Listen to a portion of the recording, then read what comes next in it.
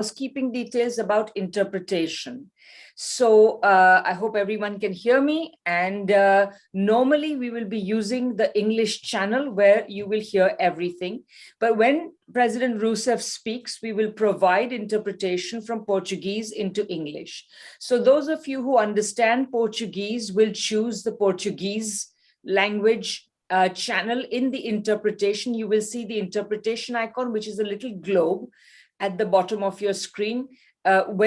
Just before President Rousseff speaks, I will remind everybody to choose the language of their choice, whether it is English or Portuguese, and they will be able to listen in the language of their choice. So that is the only complication we have today. So if there are any questions, please put them in the panel, and one of us will try to respond as soon as possible as far as the interpretations are concerned. So with that out of the way, I will start our event. Hi everyone, and welcome to the 21st Century Socialism, China and Latin America in the Frontline Zoom panel, organized by the Friends of Socialist China. This event is also supported by Alborada, Anticonquista, Code Pink, Geopolitical Economy Research Group, International Action Center, International Manifesto Group, Kosachun News, Morningstar, Multipolarista, and Simon Bolivar Institute for Peace and Solidarity Among Peoples. My name is Radhika Desai. I teach politics at the University of Manitoba, and I'm speaking to you today from Winnipeg, which, as I always underline, is located on the stolen lands of the Anishinaabe, the Cree, Oji-Cree, Dakota, and Dene peoples, and is the homeland of the Métis Nation. A quick internet search reveals that I was not alone in recalling what Lenin apocryphally is believed to have said, that there are decades when nothing happens and then weeks when decades happen. Nor was I alone in relating it to the events of the last 3 weeks.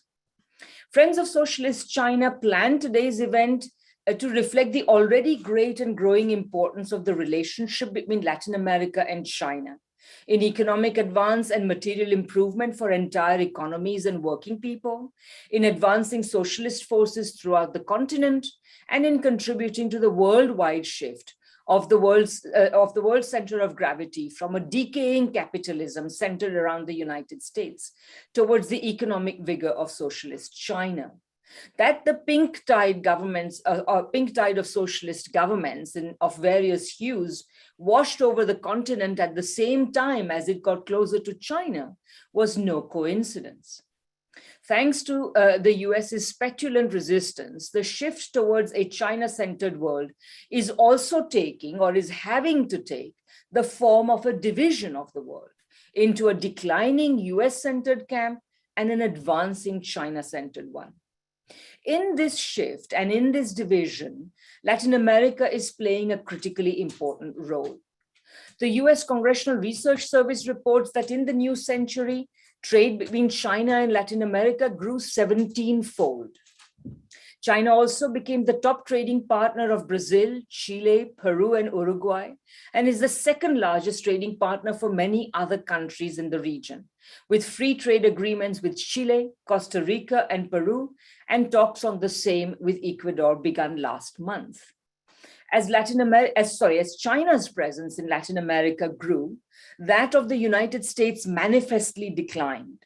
In 2001, Latin American exports to China represented only 1.6% of the total, while in 2020, this figure had risen to 26%. By contrast, the region's exports to the US fell from 56% in 2001 to 13% in 2020. That's a pretty precipitate decline. Much the same has happened to imports. As for investment, in the 15 years to 2020, the China Global Investment Tracker database reveals that China's investment in Latin America amounted to 140 billion, with Brazil alone accounting for 64 billion of those, and Peru 25 billion. Energy and construction projects are in the lead, while China is also lending massively for energy and infrastructure. The only field where the US retains an edge is private foreign direct investment. The US remains the major investor in the region, followed by Spain. However, this is beginning to change, and Chinese companies are entering the continent, especially in the infrastructure, raw material, and energy sectors. The FDI anomaly is moreover only apparent. On closer scrutiny, it turns out to be an organic part of the broader pattern that we identified earlier. While the United States and the European Union invest and engage through private companies, Latin America's relationship with China is mostly through bilateral agreements between governments and state-owned companies and governments. Rather than undermining governments' ability to direct their economies toward popular welfare, China's approach bolsters it. The last 3 weeks have vastly accelerated all these rapid changes. As sanctions have been piled on Russia, not only has Russia's already advanced slide into the China-centered system accelerated, the rest of the world, including Latin America, is also watching, taking notes, and drawing critical conclusions about their strategies going forward. In the past, the economic subordination that came with economic relations with the United States was something a few critical intellectuals, dependentistas of one hue or another, tended to talk about. Today, the whole world can see that the US position on economic relations with anyone is of a my way or the highway character. One twist in the case of Latin America is that the US has now been forced with its sanctions against Russia to go cap in hand begging for energy and resources. And I am sure that our speakers will be addressing the issue and many others that have emerged over the past decades and weeks. So let's go on to our speakers. I'm going to introduce them one by one, and if there is time after they are done, there will be questions and answers. President Rousseff is going to deliver a keynote of a slightly longer order, but most speakers will keep to about 10 or 11 minutes. So I will introduce our first speaker. Our first speaker is Carlos Martinez. He is an author and researcher based in London in the UK. He is co-editor of Friends of Socialist China, a founder member of the No Cold War campaign, and a coordinating committee member of the International Manifesto Group. So Carlos, please go ahead. Thank you, Radhika. Good afternoon to those in Europe and Africa. Good morning to those of you in the Americas, and good evening to those joining from Asia. And if you're in East Asia, then I must apologize for the timing. On behalf of Friends of Socialist China, I'd like to thank you all for joining today's webinar. I'm not going to speak for long, but I did want to quickly say something about the motivation for putting on this event. Why China? Why Latin America? Of course, our platform focuses on China in particular, not because of any sort of special appreciation for jasmine tea and Ming Dynasty pottery, although speaking personally, I like those things, but because as the largest socialist country and the largest developing country, and as a rising power, China has a critically important role in terms of the global transition, both towards a multipolar framework of international relations and towards socialism. And if we're talking about socialism in the 21st century, it's obvious we need to discuss China. Having achieved its historic goal of eliminating extreme poverty in 2021, China is now building systematically towards what it calls its second centenary goal, to build a great modern socialist country in all respects. This means moving on from tackling absolute poverty to tackling relative poverty. It means focusing on common prosperity. It means reducing inequality between regions and between groups. It means attaining a per capita GDP comparable with the most developed countries. It means every member of the population having access to top quality education and healthcare and having the opportunity to lead a fulfilling life. And it means sustainable development, protecting biodiversity, ending greenhouse gas emissions. But on this question of establishing a vision of socialism in the 21st century, the peoples of Latin America also have some very important things to say. Of course, revolutionary Cuba has been blazing a trail since 1959. But the US, having failed to prevent the emergence of socialism in Cuba and having failed to dismantle it or suffocate it, not for want of trying, became very vigilant in stamping out revolutionary movements throughout the continent. when it comes to fighting socialism and fighting sovereignty in Latin America, the Monroe Doctrine has been in some ways more alive than ever over the last 60 to 70 years. And Latin America was an important location of the Cold War. The people of Guatemala, of Cuba, of Nicaragua, of Grenada, of Brazil, of Chile, Argentina, El Salvador, Bolivia, and many other countries have experienced some decidedly hot battles within the Cold War. But over the last 2 decades, starting with the election of Hugo Chavez in Venezuela in 1999, progressive governments and movements in Latin America have been exploring new paths towards socialism. Chavez himself coined the phrase socialism of the 21st century, and he understood it on a national level in Venezuela, but also on a regional level in Latin America, and also on a global level. Chavez recognized that the world was moving in a multipolar direction, what he called a pluripolar direction, that China was emerging as a strong, sovereign, independent power with its own form of socialism, that Russia was recovering from this neoliberal battering to which it had been subjected in the aftermath of the collapse of the Soviet Union, that Iran was gaining in strength and pursuing its own independent policy, that the countries of Africa, Latin America, and the Caribbean were asserting themselves and finding new ways to cooperate. So Venezuela pursued and continues to pursue a policy of building socialism, of shifting economic and political and cultural power away from the elite and towards ordinary Venezuelans. And it protects this socialist experiment by integrating it within a wide family of progressive nations. Upon being elected, Chavez immediately established close ties between Venezuela and Cuba. Then, with the election of Lula in Brazil in 2002, the victory of the Movimiento a Socialismo in Bolivia in 2005, the victory of Rafael Correa's Citizens' Revolution in Ecuador, 2006, the Sandinistas returned to power in Nicaragua, 2007. These processes all supported and strengthened one another. And this vision, as I said, it wasn't only regional, it was global. Chavez very clearly, very explicitly stood for the militant unity of anti-imperialist forces worldwide, because he knew that our collective strength was necessary to create a space for development, for progress, for socialism. And that project continues. Today, the socialist-oriented governments in Latin America stand with China against the various slanders hurled at it by the US and its allies. They stand with Russia today against the expansion and aggression of this US-dominated nuclear alliance that is NATO. So the process of building socialism in Latin America has always been linked to the global socialist and multipolar project in which China has such an important role. And that's why we thought it would be valuable to explore these themes together. And with those introductory remarks, I'd like to thank you all again for joining us today, and I'll hand you back to Radhika. Thank you. Thank you so much, Carlos, for that excellent introduction to the themes of the day. It is now my great honor and privilege to introduce Dilma Rousseff, popularly and with great affection known simply as Dilma. Dilma was elected twice president of Brazil from the Progressive Workers' Party-led government, when she led the government from 2011 until her removal in a judicial coup in 2016. And I note that right up until that coup, she remained an exceedingly popular president.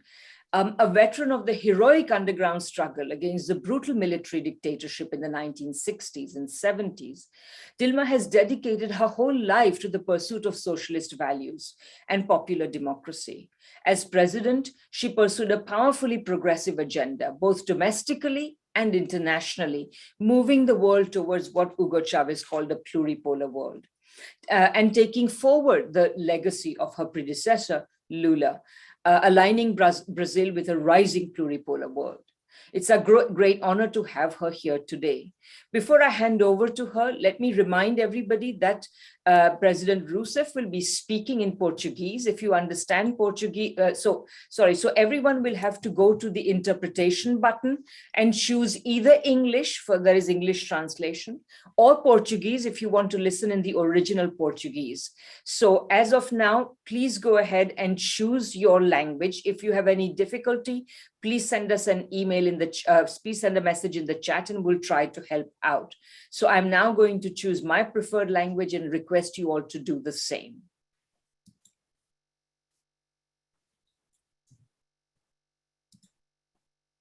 Ok. Eu Queria cumprimentar os amigos da China socialista e cumprimento a Radhika Desai e o Carlos Martins. Em nome deles, cumprimento todos os presentes. Queria só fazer um cumprimento especial para o Elias Jabbour, aqui presente, e que eu considero que, sem dúvida nenhuma, vai dar uma grande contribuição nessa discussão sobre o socialismo no século XXI. Eu queria dizer que olhar a relação. O Brasil teve uma posição sempre de absoluta independência na relação internacional com todos os países, e uma relação estratégica e prioritária especial com os países do BRICS. Brasil, Rússia, Índia, China e África do Sul. E, nessa medida, nós defendemos e nos posicionamos num quadro internacional de conflito, que desde a crise de 2008, esse quadro de conflitos ele vem se acirrando, né? A partir dessa crise, os atritos entre a China e os Estados Unidos cresceram muito. Eles foram bastante fortes no governo Obama, e o TPP, a parceria Trans-Pacific, é uma tentativa nesse sentido de contenção da China, e tornaram-se bastante agressivos durante o governo Trump. Após a posse do governo Biden, nós temos relações China-Estados Unidos, embora mais diplomáticas, na aparência, são bastante críticas e bastante conflitivas. Ao comparar a China e os Estados Unidos na resposta ao Covid, na recuperação econômica, na educação, na ciência, na tecnologia, na governança doméstica e na governança internacional, parece justo dizer que a balança da competição, independente se nós somos a favor do socialismo ou não, a balança da competição está cada vez mais inclinada a favor da China. Na resposta à Covid, o resultado decepcionante dos Estados Unidos contrasta fortemente com a situação na China, que teve maior controle sobre a expansão do vírus, reduzindo o número de infecções e mortes. O governo americano, por outro lado, não conseguiu reduzir os efeitos mortíferos da doença no país, e os Estados Unidos se tornou um dos países com maior número de mortes e contágios. A China também participou ativamente da cooperação internacional, apoiando a COVAX Facility e a Organização Mundial de Saúde, propondo tornar as vacinas um bem público global, o que é fundamental, e fornecendo vacinas e equipamentos de proteção para outros países. Esses movimentos evidenciaram um grande soft power da China. Em recuperação e desenvolvimento econômico, os Estados Unidos também foram ofuscados pela China.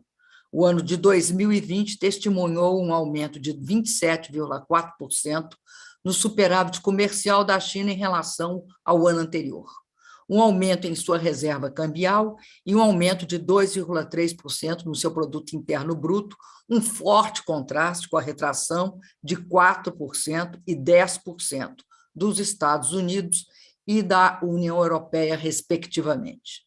No momento atual, a posição neutra e ponderada da China quanto ao conflito na Ucrânia, em defesa da paz, em respeito à soberania dos países e registrando uma forte crítica à contribuição sistemática da OTAN para essa guerra, contrasta com a posição belicista dos Estados Unidos e a posição submissa da Europa.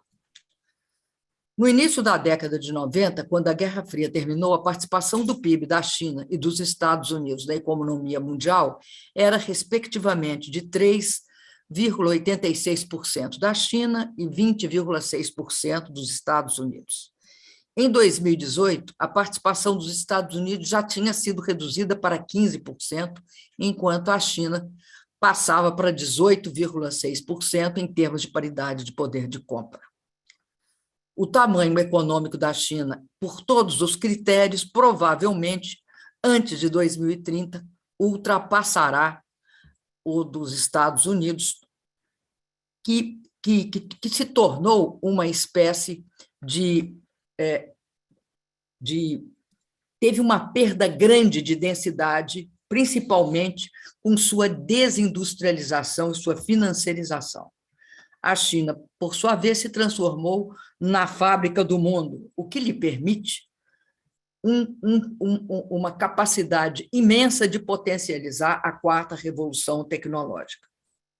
E surpreendeu o mundo ao entrar nesta fase da prosperidade compartilhada, retirando da pobreza 600 milhões de cidadãos num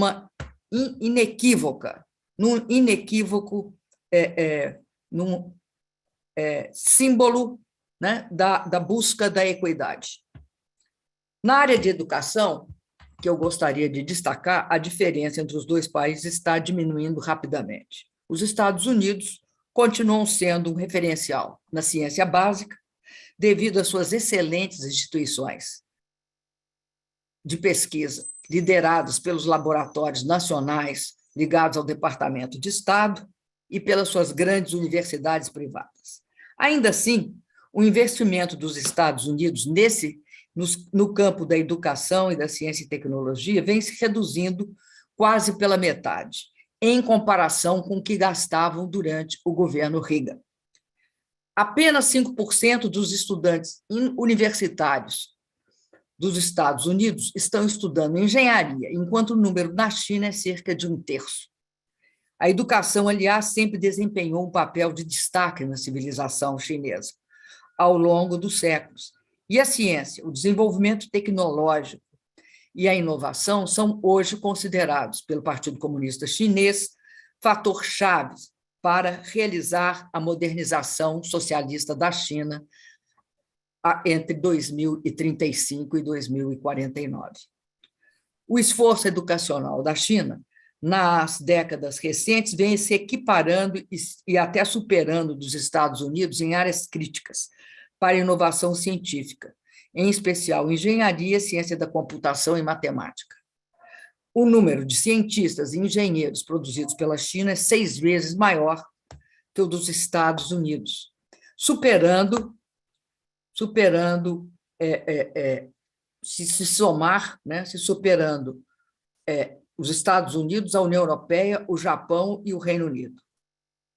Somados, o número de doutorados da China em STEM, Science, Technology, Engineering, Mathematics, é o dobro da América.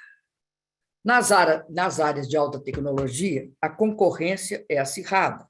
A China está indo muito bem em inteligência artificial, 5G, internet das coisas, cidades inteligentes, moeda digital e criptografia. A resposta da China à Covid mostra o poder da quarta revolução industrial representada pelos big data e a inteligência artificial.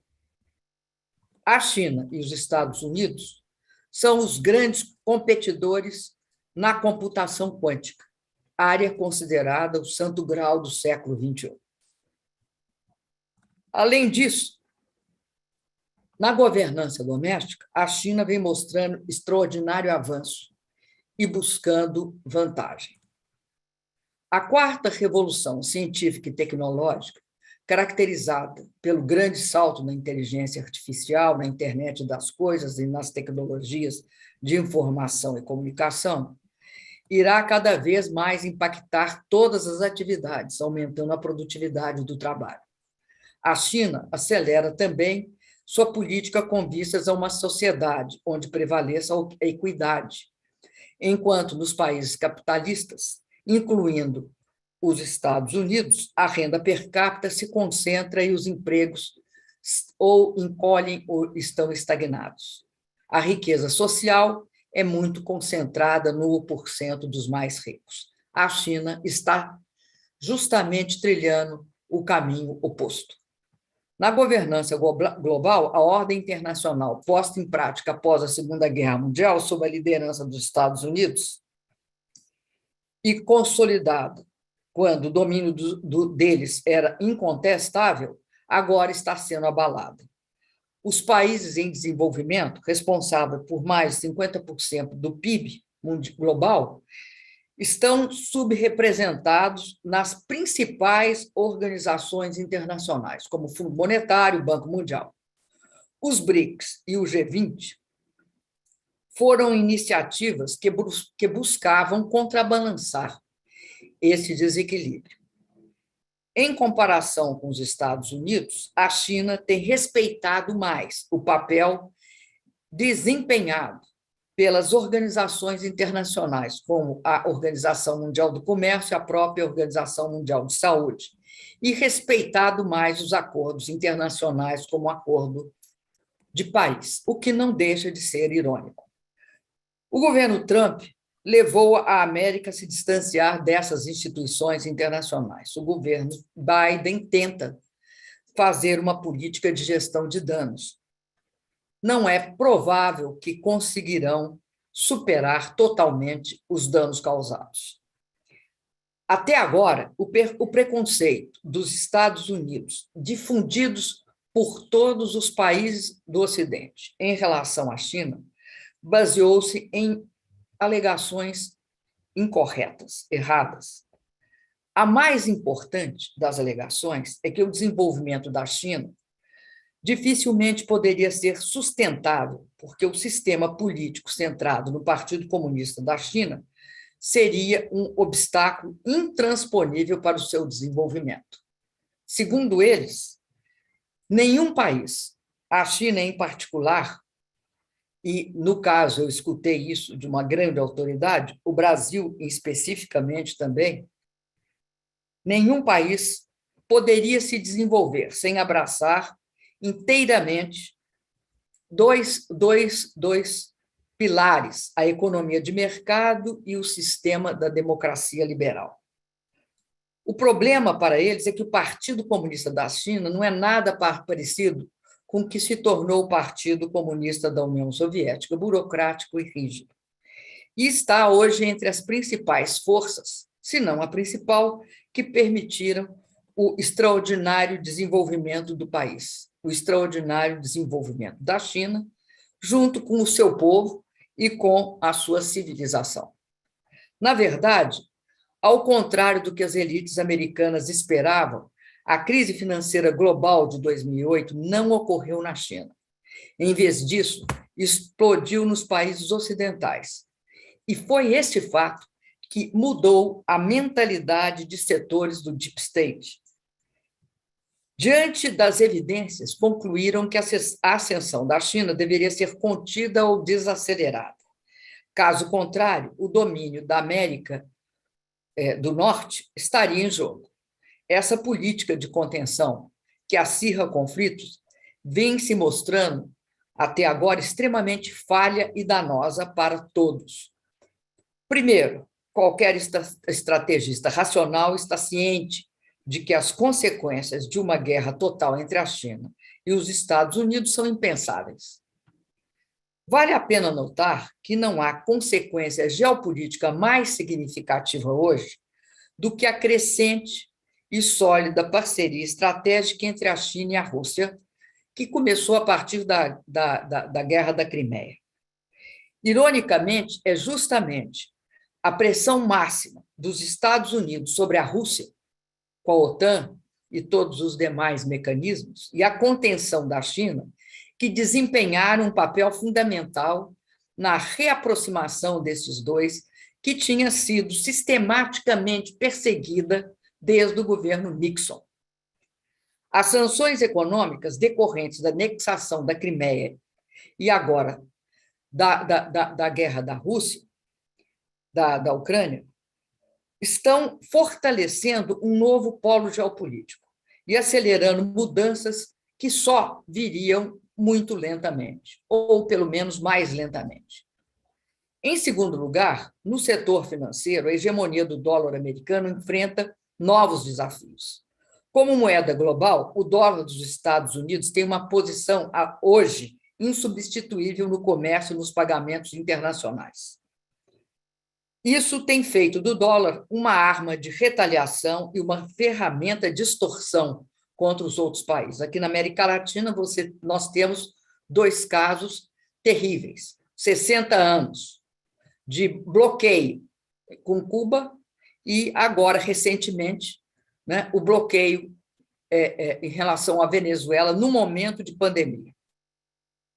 O governo norte-americano vem impondo sanções de longo alcance contra bancos, contra empresas estrangeiras, contra países que fazem negócios contra a vontade dos Estados Unidos com países como o Irã, Venezuela, Cuba, Rússia e a China, a própria China, mas aí em menor proporção. Usam uma jurisdição nacional, ou seja, toda a sua legislação nacional, como arma de coerção internacional.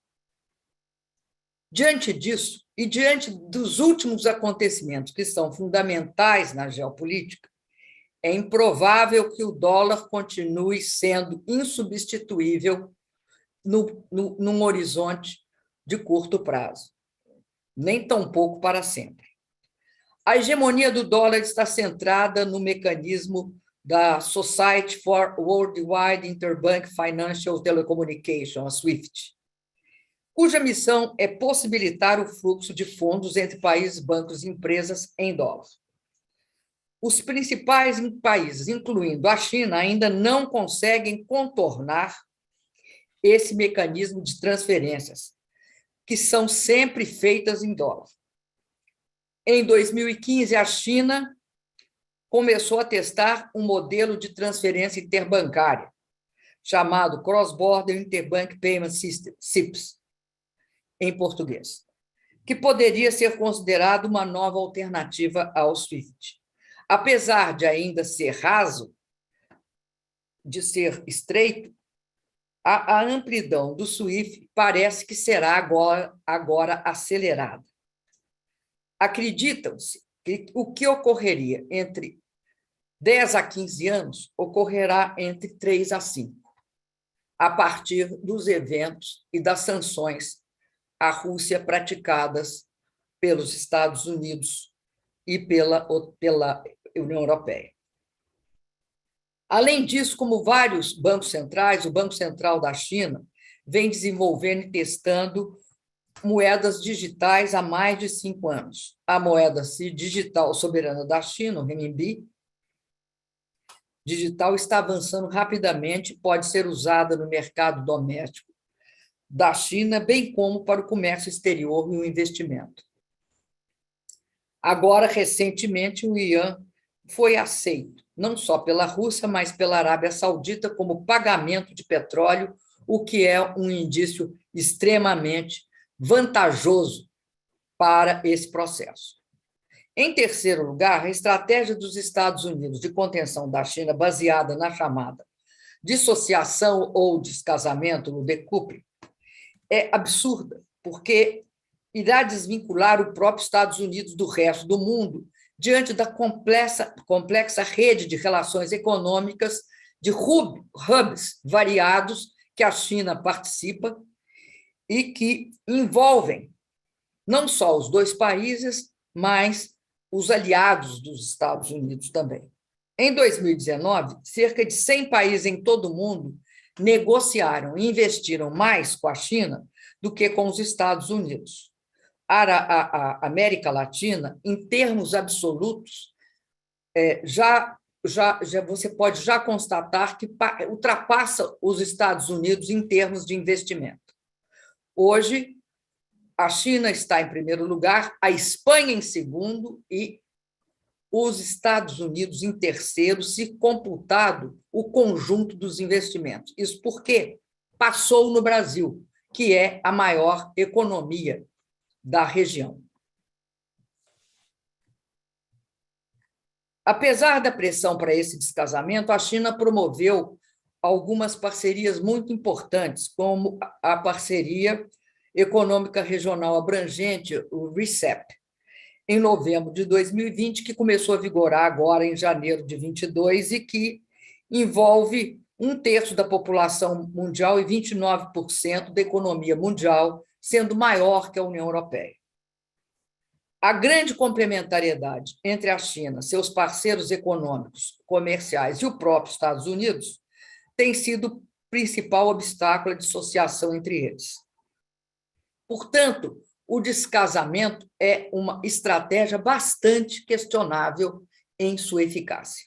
Quarto, os Estados Unidos lançaram um bloqueio tecnológico à China com base na disputa 5G. Todos sabem, né, que a Huawei ela detém a melhor tecnologia de 5G, melhor na sua eficiência e na sua eficácia, mas também por ser mais barata e rodar em cima de plataformas 4G. A avaliação de todas as consultorias ocidentais é que quem tiver a vanguarda na adoção da tecnologia 5G terá uma grande vantagem em termos do seu desenvolvimento e da absorção das principais tecnologias nas áreas produtivas centrais, com grande impacto nas forças produtivas e na produtividade. Como a China é, de longe, o país mais avançado nessa área, o que se espera é que seja a China que colherá esses frutos.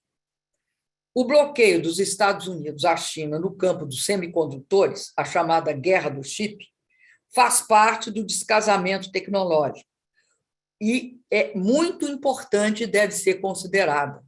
A China vai ter algumas dificuldades diante desse bloqueio, mas não se acredita em algo insuperável. E, principalmente, porque a China hoje tem todo um processo de avanço baseado numa política industrial de longo prazo, né, que agora, né, o prazo já encurtou, que é a Made in China 2025, que contempla 10 setores que são considerados setores mais estruturantes nesse processo. Em quinto lugar, e último na minha fala, eu quero destacar a mudança da China, do momento em que foi glorioso ficar rico, para esse outro momento em que nós temos uma situação de prosperidade compartilhada, né? De prosperidade comum e compartilhada. E acredito que a chamada dual circulation, né? Esse novo paradigma de desenvolvimento, baseado no que eu chamo de uma dupla dinâmica, na verdade, uma dinâmica entre a interação da dinâmica interna da China, consumo, investimento industrial e tecnológico, e a dinâmica internacional, exportações, rota da seda, expansão financeira, elas representam também uma força extremamente poderosa a impulsionar a China diante de um socialismo moderno em termos, né, segundo os critérios chineses. Essas dinâmicas domésticas e internacional, elas se reforçam mutuamente. E elas propõem para o resto dos países do mundo o que o Partido Comunista Chinês vem chamando de desenvolvimento compartilhado. E é esse sentido de desenvolvimento compartilhado que eu acredito que é muito importante para a América Latina. Por quê? Porque o neoliberalismo que surgiu durante o governo Reagan, ele lançou as bases para o declínio dos Estados Unidos. A financiarização da economia, como resultado do neoliberalismo, e é a culpada que mata o dinamismo do próprio sistema. O crédito e as finanças tornaram-se gradualmente obstáculos em vez de forças motrizes. A busca de um governo limitado, exíguo, a liberalização descontrolada do mercado de trabalho e a busca de lucros levam a uma rápida acumulação de riqueza financeira para aqueles que estão no topo e desindustrializa a economia americana. Os pacotes do Biden têm vazado, em média, em torno de 25% a 30% para países asiáticos e para a China. Por isso, essas empresas só podem querer ganhar dinheiro no curto prazo, num horizonte de curto prazo, que é um horizonte que é incompatível com pesquisa, desenvolvimento científico e tecnológico. Por isso, né, os Estados Unidos pedem que os países como os latino-americanos não usem a tecnologia 5G e não tenha algo a oferecer no lugar. Por quê? Não porque não tenham empresas, mas porque as empresas preferem ganhar no curto prazo com aplicativos. Bom, as 3 consequências do neoliberalismo, ou seja, a financiarização da economia, o aumento da desigualdade de renda e riqueza, a erosão da democracia, são predominantes em todos os países capitalistas. E os Estados Unidos, mesmo sendo o país mais rico, com maior poder militar e capacidade tecnológica, não são exceção. A força da China está justamente no oposto, na busca pelo caminho do socialismo com características chinesas. É um caminho que segue a lei do mercado, mas atribui importância estratégica ao papel do Estado. Aberta ao investimento privado, nacional e estrangeiro, a China vem crescentemente controlando as distorções que ele produz. Oligopólio, especulação, enfim, os males e a concentração de renda também. A regulação sobre atividade econômica está agindo para preservar a concorrência e evitar bolhas financeiras e as distorções do mercado, como ficou claro na suspensão do IPO da Financial Services, no controle mais rígido do mercado imobiliário e no controle dos serviços de tutorial que criavam, de fato, uma desigualdade entre os diferentes chineses. Portanto, mesmo nessa situação, nós temos esse conflito extremamente definido e qualificado. Nós sabemos que a China caminha no sentido de liderar a 4ª Revolução Industrial, que ela tem projetos para esse desenvolvimento compartilhado internacional, principalmente agora com a Rota da Seda, ou seja, a proposta de um cinturão e uma rota, que ele está transitando de uma proposta só de desenvolvimento de infraestrutura para uma proposta de parcerias industriais e tecnológicas. E é isso que interessa a América Latina. Para nós da América Latina, a China já ultrapassou, pelo menos para os grandes países aqui do continente, já ultrapassou os Estados Unidos nas relações econômicas e comerciais. Mas um novo tipo de inserção da América Latina é necessário e é possível. Em um mundo em que as mudanças vão se acelerar, a América Latina tem de enfrentar seus próprios desafios e precisa sair dos processos de economia baseada na comoditização e na desindustrialização e buscar uma reindustrialização com novas características. A participação da América Latina na 4ª Revolução Industrial e Tecnológica não pode se resumir a ser consumidora dos produtos do capitalismo de plataforma. iFoods, Uber, Airbnb, sem capacidade tecnológica e industrial. Com a inteligência artificial, as indústrias robotizadas, a medicina, a distância, cidades inteligentes, etc., fora disso. Nós não podemos aceitar esta divisão. Quem permanecer como mero importador de tecnologia e dessas inovações, que esta revolução já está produzindo em todas as esferas da sociedade, na atividade produtiva, ficará na periferia, submetido e subordinado aos interesses e políticas aqui na América Latina dos Estados Unidos. A transformação do modelo produtivo é o principal desafio dos latino-americanos para recuperar um caminho que permita alcançar um considerável crescimento econômico com justiça social. Somente produzir e exportar commodities minerais ou agrícolas não sustentam um crescimento com equidade, não sustentam um desenvolvimento com equidade. É necessário outro modelo para que nossa região chegue a altos níveis de industrialização e tenha grande capacidade de agregar valor à produção a partir da qualidade da educação e do trabalho e da inovação científica e tecnológica com geração de melhores empregos. Repito, significa muito para o desenvolvimento latino-americano a capacidade de inserção na quarta revolução tecnológica industrial. Significa que nós temos de estar atentos a esses conflitos entre a China e os Estados Unidos.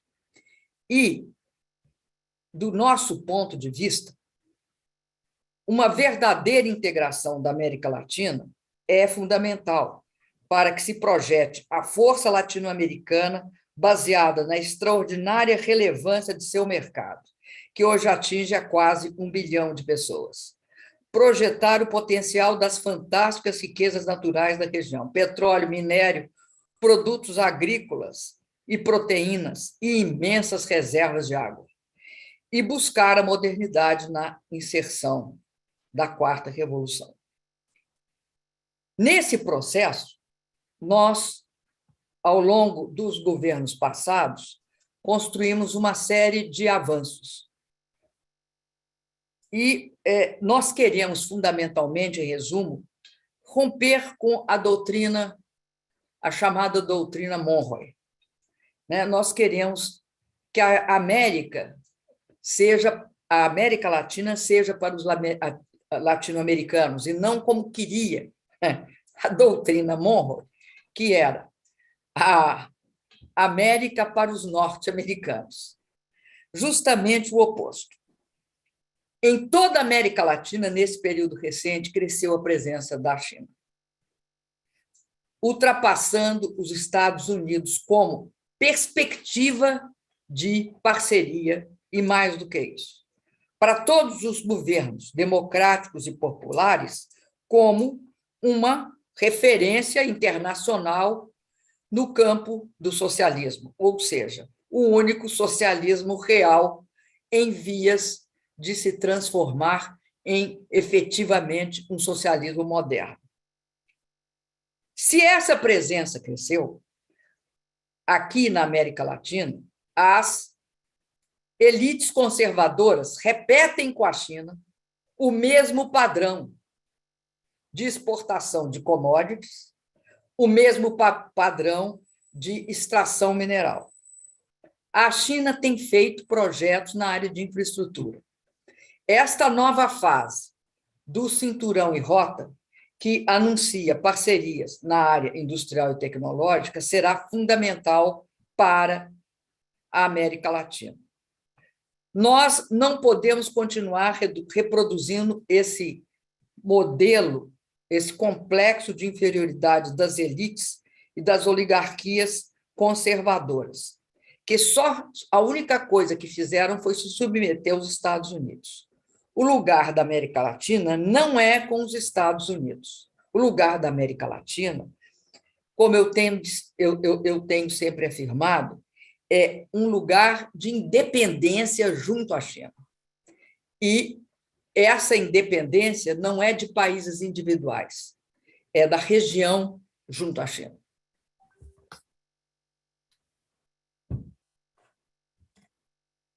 Muito obrigado. Thank you so much, President Rousseff. I have to say, we are, as you can see from the chat, absolutely filled with admiration for what you've said. I think you speak with the authority of someone who's had to know what's really important in the world, because you wanted to, you had your hands on the levers of power in a major country of the world and wanted to manipulate them for the purposes of the common good. So we can see that this is what you bring to your reflections today. And thank you very much for them. I also wanted to say that it also is a remarkable thing to listen to you, to see what a politician who's come up, whose campaign for the interests of common people can be really like, as opposed to the stuffed shirts who represent rich people's interests in Western countries. So thank you very much again. I would also like very much to thank Giulio Lucchesi Moraes, who translated so ably for your talk, and also to thank Natalia Urban, who was here on hand if you needed translation from English into Portuguese, but you didn't, so that's fine. She's having a relaxing time and enjoying your speech. So thank you very much. Eu queria pedir licença para poder sair. Eu acho que a minha assessoria avisou que eu não ia ficar ao longo do debate. Eu gostaria muito, mas não tenho como, porque nós estamos agora num momento de muitas atividades, né? Lembremos que nós temos a possibilidade de eleger o presidente Lula novamente, e meu partido está empenhado nisso, e todos os partidos, eu acredito, que são os partidos progressistas do Brasil. Então, eu agradeço muito a vocês e reitero que nós vamos fazer tudo para ganhar essa eleição, porque é fundamental para esta relação América Latina-China. Thank you so much. We completely agree. I'm sure everybody here agrees with that. So thank you very much for coming, and please stay or leave as you please, as your time permits. Thank you. Thank you. Yeah. So we will now go on to our next speaker. Professor Jiang Shishui is a senior research fellow at the Institute of Latin American Studies at the Chinese Academy of Social Sciences, where he has worked since 1980. He is also director of the Center for Latin American Studies at Shanghai University, vice president of the China Society of the Emerging Economies, and advisor to the Chinese Association for Latin American Studies. He has written extensively on China-Latin America relations, as well as on Europe, the BRICS, and on China's foreign policy. So Professor Jiang, please take the floor. Okay. Yes. Can you see my screen? Yes. Okay. So thank you very much for asking me to speak at this very important seminar or conference. And also, I want to say that I'm not sure if President Dilma Rousseff is still here. Let me tell you that as far as I know, all the Chinese scholars just respect you very much. We always remember your tenure as president of Brazil, and we hope that your party will win in the coming election in Brazil. Okay, so now I'm going to talk about China's relationship with Latin America. You know, China wishes to develop a relationship not only with the developed countries, but also with Latin America, Africa, and other developing countries in the world. In the past 2 decades or so, as you know, that China's relationship with Latin America have been developing very, very rapidly in political, economic, people-to-people exchanges and all kinds of areas. Now, first of all, I want to talk about the so-called nature of this bilateral relationship. You know that the well-known economist from Argentina, Rob Prebisch, was well known for his center-periphery theory, or the so-called dependency theory. As far as I know, according to this theory, the periphery or the developing countries like Latin America and Africa depend heavily on the center, the rich countries in areas of market access, capital needs, technology, etc.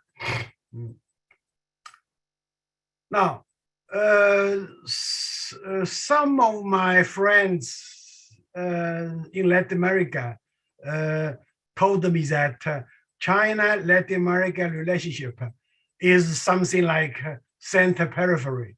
And I said, no, China-Latin America relationship does not fit into the center periphery structure. China is the second biggest economy indeed, but it is still a developing country.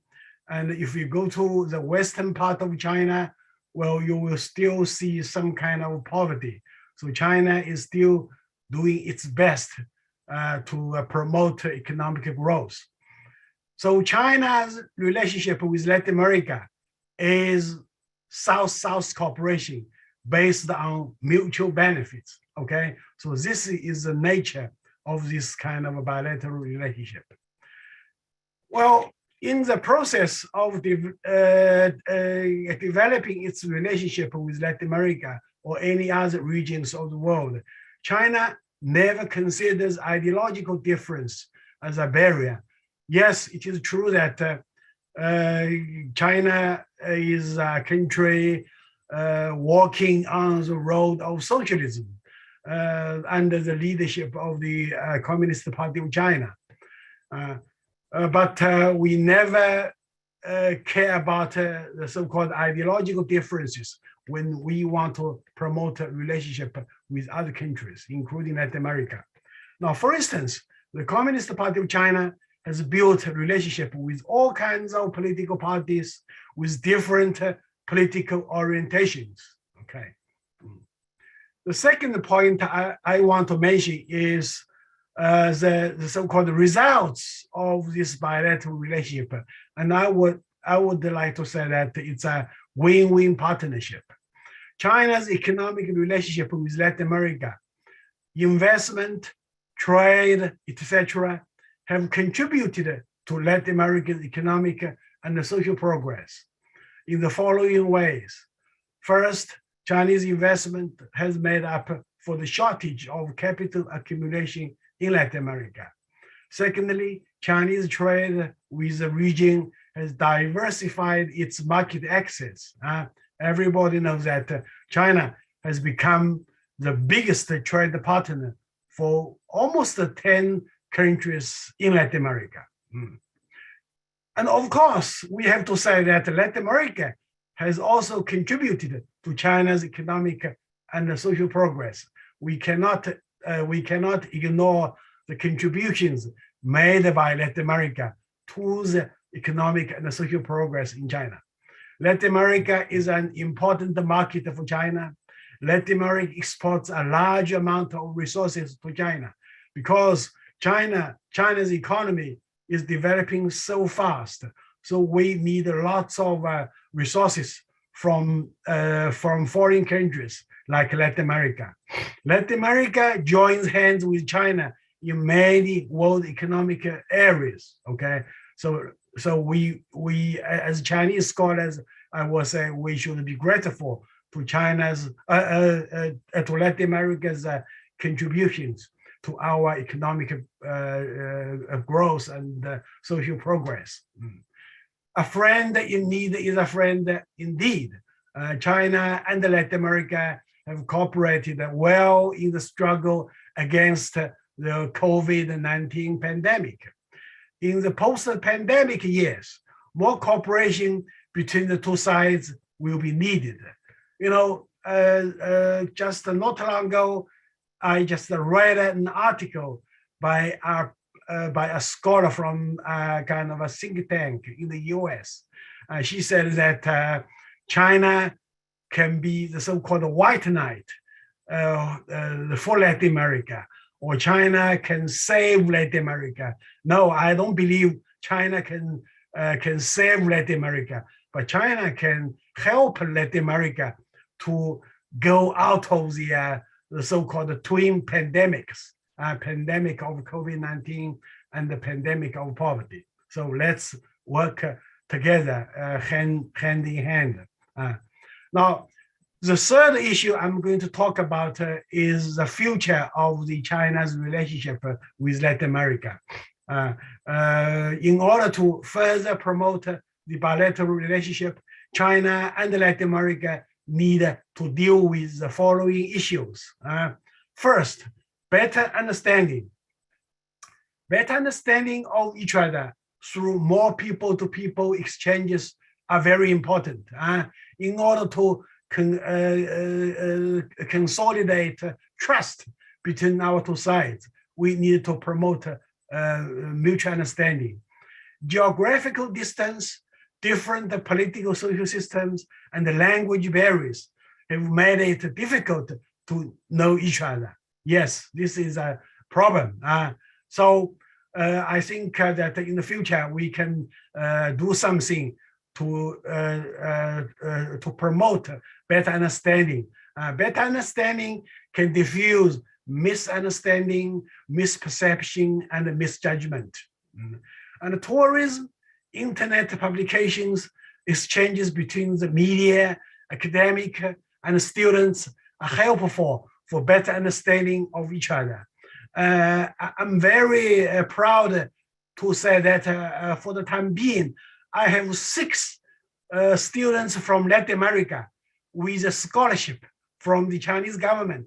So I would encourage the audience to apply for scholarship from the Chinese government to study in universities in Shanghai, in Beijing, in all over China, okay? So welcome to study in China.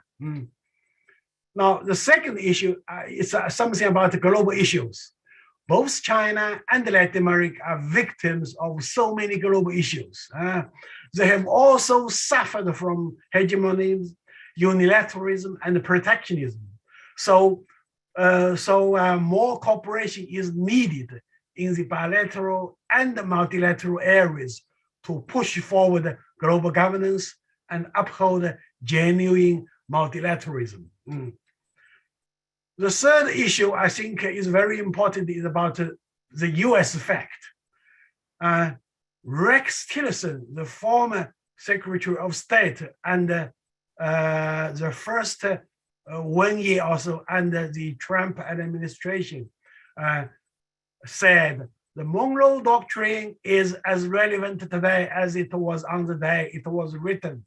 Oh, I'm very, very sorry to hear that. US government officials, scholars, the media, etc., are very, very concerned about the development of China's relationship with Latin America.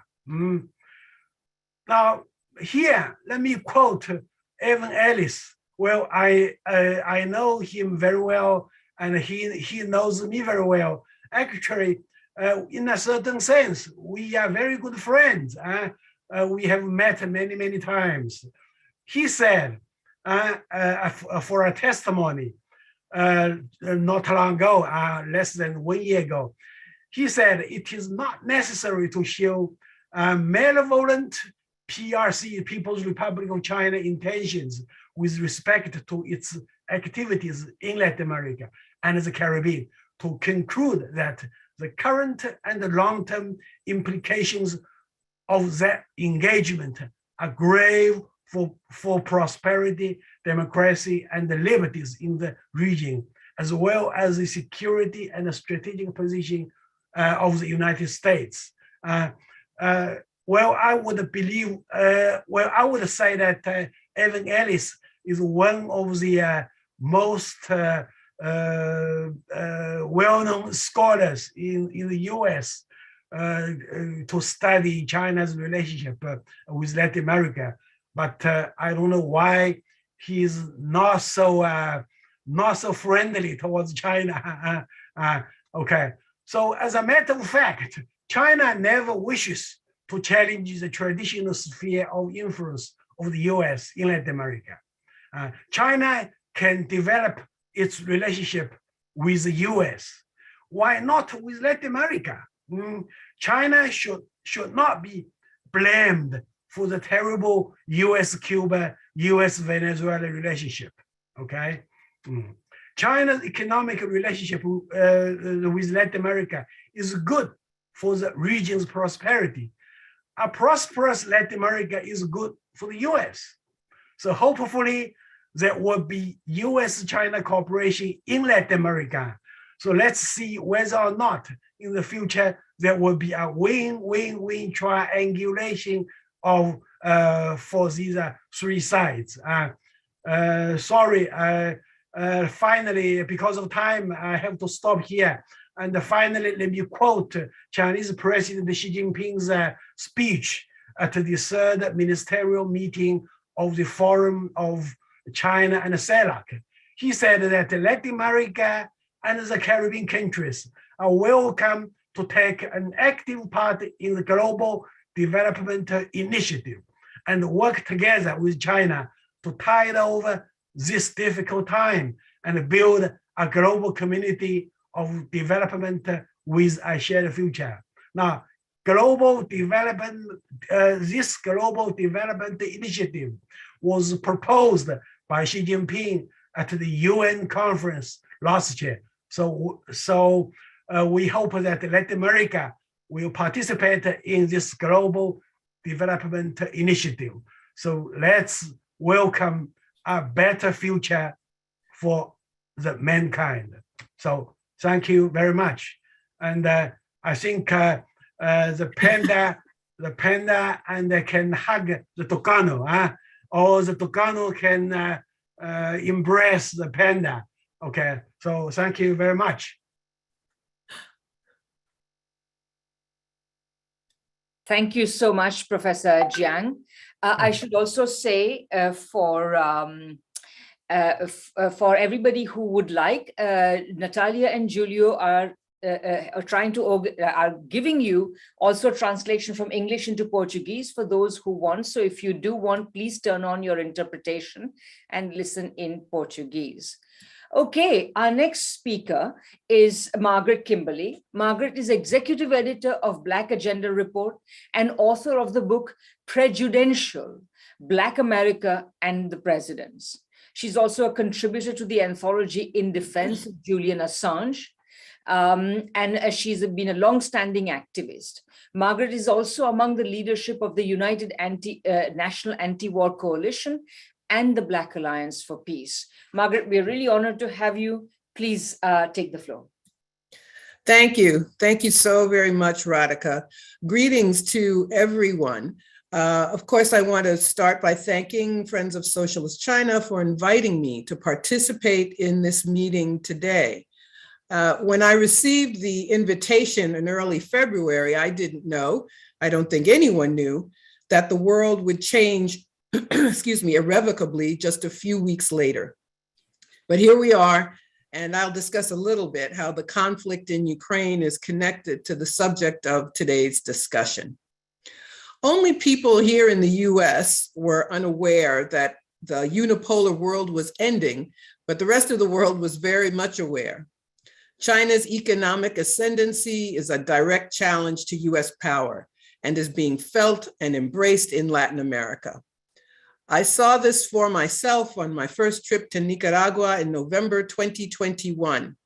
I was invited to be an electoral companion, an acompañante, during that nation's election, and I attended as a member of a Black Alliance for Peace delegation. Just 1 week before, the United States continued its war against the Nicaraguan government when the Renacer Act was passed with bipartisan congressional support. In a deliberately cruel irony, the word renacer means rebirth in Spanish, but this legislation was a continuation of the sanctions regime, which is so harmful to the Nicaraguan people. Sanctions are war by other means and are defined as a war crime in that they impose collective punishment on civilian populations. Yet they are used against 40 different countries, including Nicaragua, Venezuela, and Cuba. Immediately after the election, the Nicaraguan government established relations with the People's Republic of China, and in so doing proved that US aggression can be opposed with strategic alliances. I was fortunate to return to Nicaragua in January 2022, again as part of a Black Alliance for Peace delegation. Despite being told endlessly by the Biden administration and their stenographers and corporate media that Nicaragua is isolated, I saw that it is anything but. Of course, the meaning of that word is twisted, and in this context means nothing more that countries the US and its friends don't like. I saw otherwise. The presidents of Venezuela and Cuba were in attendance, as were diplomatic representatives from Russia, China, Angola, India, Sudan, Vietnam, Japan, Syria, Libya, and Palestine, among others. Billions of people from every continent were represented there and proved that US, NATO, and EU opinions carry little weight elsewhere. I can remember when the US itself made contact with China 50 years ago. Richard Nixon, the McCarthy-era Cold Warrior and Red Baiter, traveled to China and met with Mao Zedong, partly in an effort to establish a wedge against the Soviet Union. But much has changed since then. China was acceptable to the US as long as it was just a source of cheap manufacturing. In deindustrializing itself and helping in this capacity, the US promoted its own undoing as a manufacturing power, and as the saying goes, shot itself in the foot. Now China is demonized and slandered at every opportunity by the same country which sought to use it for its own purposes. I can also remember when Deng Xiaoping visited the US in 1979 and was warmly greeted everywhere he went, including at a Texas rodeo where he rode around in a wagon wearing a cowboy hat. It was very funny. But since that time, China turned itself into an enemy when it succeeded beyond what the US thought it would accomplish. As I said, the rest of the world can also see what is happening, and in many cases, as in that of Nicaragua, needs China to protect against the actions of the US. President Biden says that Latin America is not in the US backyard, it's in the front yard, an absurd statement which reinforces the discredited Monroe Doctrine, but which he seemed to think was positive. I suppose, though, that the administration is not completely stupid, and they showed it by sending Vice President Kamala Harris to Honduras for President Xiomara Castro's inauguration. Castro had signaled a willingness to follow Nicaragua and establish relations with Beijing, but she backtracked. It's unfortunate that she did so, but the fact that Washington didn't repeat its actions targeting Nicaragua demonstrate the importance of relations with China for countries in the region. I think it's fair to say that events far away from this hemisphere, taking place in Ukraine, signal that change is irrevocable. Regardless of opinions on Russia's actions in Ukraine, it's clear that Washington has been damaged by its own acts, and China has been elevated. In its effort to impose its will on Russia, a 30-year-long process since the fall of the Soviet Union, the US and NATO continued encroaching, including by leading a 2014 coup against the elected Ukrainian government. In the process of reacting to Russia's actions of February 24th, 2022, Washington imposed sanctions, very harsh ones against Russia, but those have ended up harming the whole world. It can even be said that the US has sanctioned itself. The sanctions hurt China's relations with Russia, but have also been a benefit. Saudi Arabia has indicated its willingness to sell oil to China and to be paid in yuan instead of the US dollar. The example of rampant sanctions now against Russia make a move to Chinese currency very prudent. And so it is with Latin America. Russia's military actions have shown that the US can be, if not stopped altogether, impeded in its drive to maintain dominance over the world. Of course, it has to be pointed out that China never capitulated to the US regime change effort against Venezuela. China kept buying Venezuela oil, and in so doing showed the way for the rest of the region, and made clear that one of the ways to halt US influence is to maintain relations with China. We see in Venezuela how the US effort to harm countries boomerangs upon itself. The sanctions against Russia forced the US to go to the Venezuelan government, which it also says is illegitimate and in fact not the true government, and asked for oil.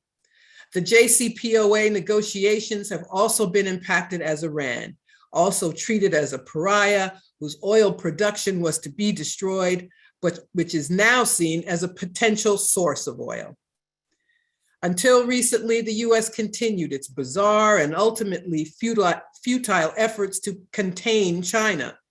The latest is the proposed America Competes Act, which actually refers to China as a malign influence. It would give millions of dollars in what can only be called corporate welfare to US chip makers. Among other things, it allocates $300 million a year to create a countering Chinese influence fund. Another measure would train journalists on investigative techniques necessary to report on the Belt and Road Initiative. Remember this when we're told about indoctrination elsewhere in the world.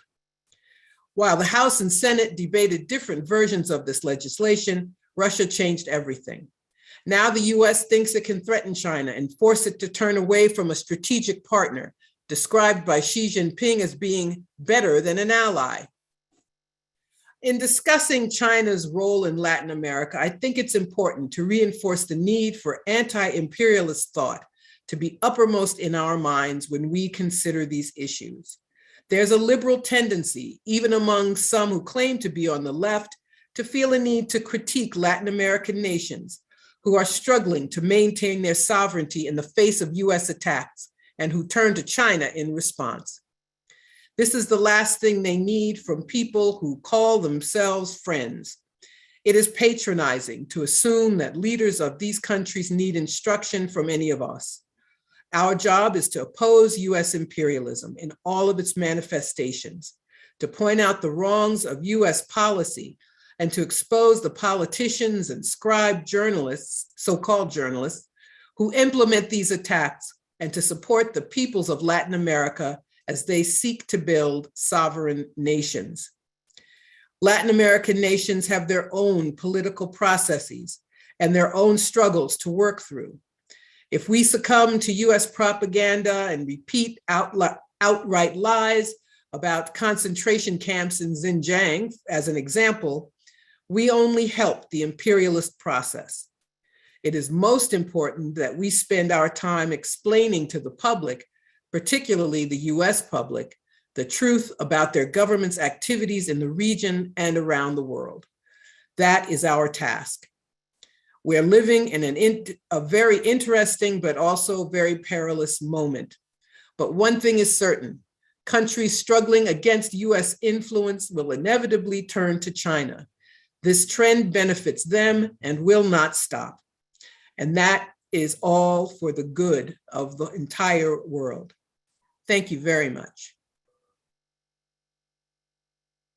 Thank you so much, Margaret. That was absolutely brilliant. I thought following on from Professor Jiang's a very grounded account from the point of view of China, you are giving us from the point of view of somebody who lives, as they say, in the belly of the beast, some really grounded account of what's really going on and both the opportunities that lie in the present moment, but also the dangers. Thank you so much. I also wanted to say that it is very critical, both Margaret and Professor Jiang are basically also saying we have to overturn existing understandings, and that's absolutely critical. We're entering a new phase. We must go on to our next speaker now. Carlos Miguel Pereira Hernandez is Cuba's ambassador to China. With an academic background in international politics and the Chinese language, which he studied in Beijing in the early 1990s, Comrade Pereira has worked as a diplomat for almost 3 decades. His first ambassadorial position was in China in 2006. And since then, he has served as Deputy Director General at the Cuban Ministry of Foreign Affairs, Ambassador to Japan, and is now once again Ambassador to China. Carlos Hernandez will give his speech via a recording. So Carlos Martinez, please take it away. Estimados amigos, deseo felicitar a la plataforma Friends of Socialist China por esta valiosa iniciativa de organizar este seminario y la oportunidad que me brinda para compartir con grandes amigos, colegas y académicos a los que respeto mucho sobre un tema que gana cada vez más en relevancia teórica y práctica. Una mirada retrospectiva a la teoría del socialismo permite establecer de antemano que los fundadores del marxismo no pretendieron diseñar un esquema de sociedad socialista, por lo que en sus obras solo encontramos las tesis fundamentales del modelo que necesariamente sustituiría al capitalismo todavía en desarrollo. Las profundas diferencias entre el socialismo elaborado en regiones del mundo desarrollado y el producido en el mundo que fue avasallado por la expansión mundial del capitalismo condujeron durante el siglo XX a grandes desaciertos teóricos y políticos y a no menos graves desencuentros prácticos. Sin embargo, aunque algunos lo perciban como un fracaso, aquellas experiencias resultaron también en aportes significativos en cuanto a distribución de la riqueza, la movilización para enfrentar la agresión del fascismo, entre otras contribuciones dentro de la esfera social y cultural. América Latina y el Caribe tienen ante sí el desafío de continuar luchando por la conquista de su propia identidad cultural, o sea, su propio proyecto de cambio, para lo cual deberá transitar por un prolongado proceso de cambios y transformaciones de sus respectivas sociedades. Los agoreros del fin del ciclo progresista en América Latina y el Caribe andan atragantados. Sus vaticinios sobre lo efímero de las experiencias de cambio en la región y su incredulidad sobre la capacidad de recuperación de las fuerzas y movimientos sociales proclives a dichos cambios se desechan en menudos pedazos, parafraseando a un entrañable poeta cubano. Como era de esperar, las causas sociales generadoras de movimientos de izquierda, lejos de desaparecer, se agudizan con el reforzamiento de la contracción económica, el deterioro de la situación social y la agudización de las luchas sociales y de las políticas neoliberales que dan lugar, a su vez, a nuevas crisis de ingobernabilidad. Nuestra región sigue siendo la más desigual del mundo.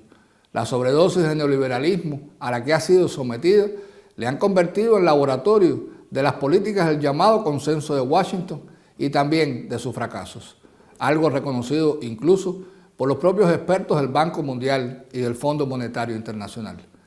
Las ideas del pensamiento marxista siempre han sido manipuladas o tergiversadas por el capitalismo con el propósito de utilizarlas en provecho propio. Y esa suerte de dogmatismo procapitalista que continúa afectando una valoración creadora de los caminos posibles hacia el socialismo sin renunciar a los avances acumulados por sociedades precedentes, se ha apoyado también en la extraordinaria incapacidad de la izquierda al dejarse robar grandes palabras y temas que ella misma diera a luz, como democracia, libertad, derechos humanos, que la derecha terminó usurpando y convirtiendo en sus grandes consignas. Socialismo, revolución, igualdad, son palabras que han terminado siendo estigmatizadas como si fueran monstruosos productos del totalitarismo o la sinrazón. En sus reflexiones desde los manuscritos de los clásicos, Lenin advirtió muchas veces sobre la importancia de defender el marxismo, su esencia de enseñanza revolucionaria, de liberar su vertiente revolucionaria, de hacer trascender su lado revolucionario como doctrina y su alma revolucionaria, cuando en lugar de sugerirnos dogmas, nos demostró que el marxismo nos revela el carácter científico de su análisis y su función política como vía para la acción. En virtud de lo anterior, se hace más relevante lo señalado por el ex vicepresidente de la Academia de Ciencias Sociales de China y director del Centro de Investigaciones sobre el Socialismo Mundial, el profesor y amigo Li Shenmin, cuando afirma que la misión histórica del Partido Comunista Chino ha sido integrar la verdad universal del marxismo-leninismo y la situación concreta de China. China, por tanto, con su propia experiencia, ha puesto de manifiesto la validez del modelo propio, la importancia de defender las verdades universales que el marxismo encarna y que el socialismo debe ser fruto siempre de una experiencia práctica que busca la verdad en los hechos. Amigas y amigos, por su vasto tamaño y el nivel de desarrollo alcanzado, China ha pasado al primer plano del análisis de la transición global al socialismo. Se ha convertido en fuerza fundamental que impulsa el establecimiento de un sistema multipolar de relaciones internacionales y de un nuevo orden económico internacional.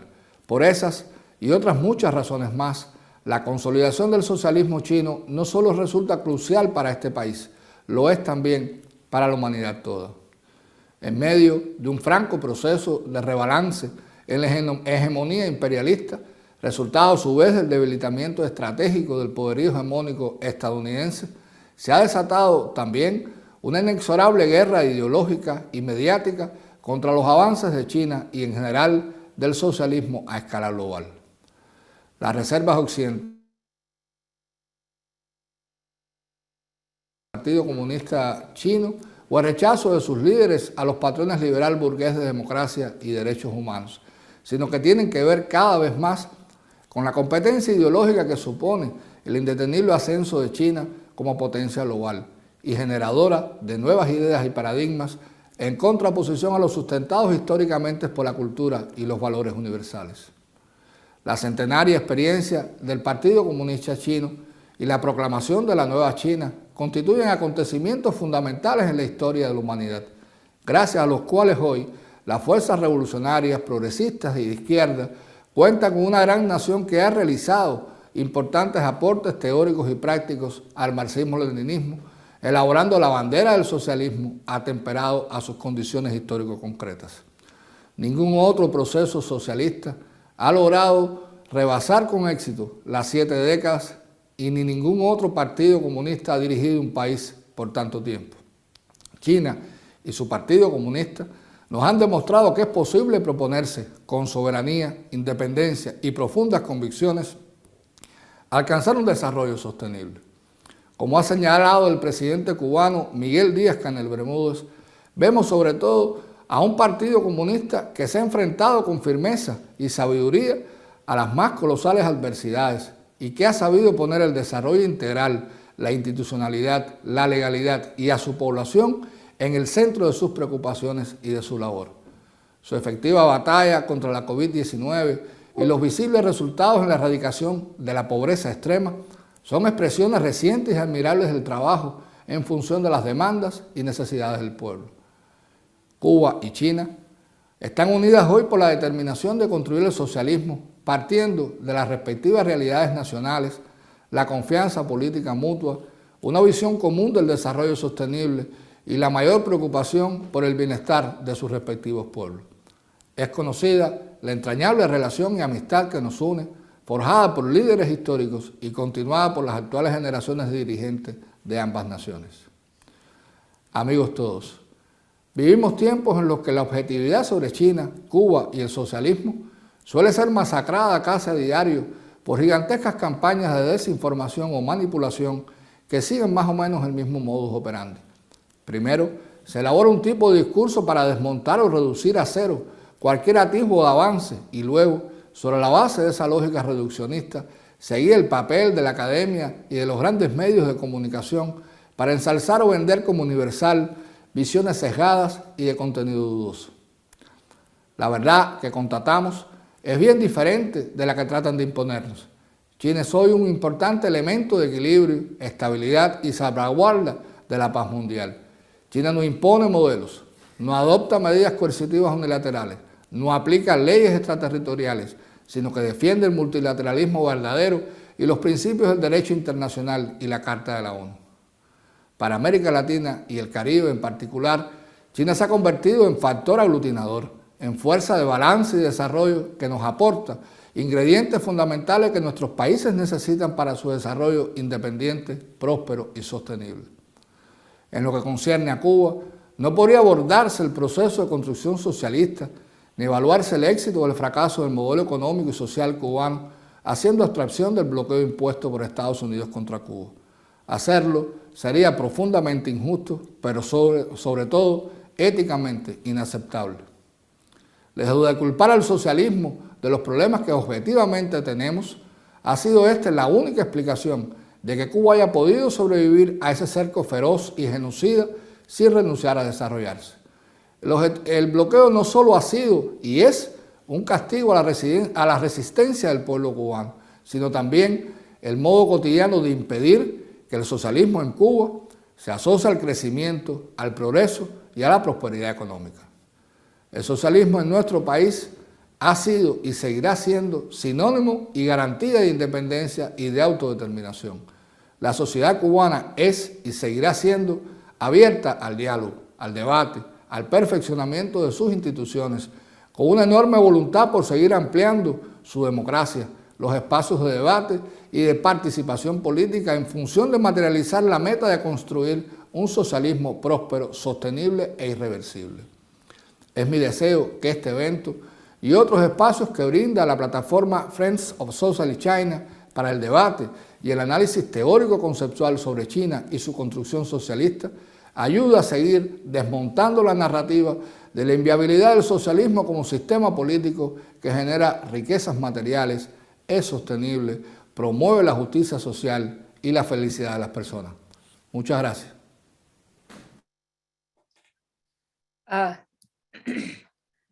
Thank you to Carlos Miguel Pereira Hernandez for his very important remarks, and I think for his ringing declaration of the importance of socialism in the world today. Our next speaker is Ma Hui. Our next speaker is Ma Hui, who is China's ambassador to Cuba. Having served for many years as a minister in the Chinese embassy in London, he has had a long career in the international department of the Communist Party of China's Central Committee, focusing particularly on South and Southeast Asian affairs, the UK, North America, and Scandinavia. And he has served as a minister in the Embassy of China in the UK. Ma Hui will also be presenting his thoughts through a recording. So Carlos, please go ahead.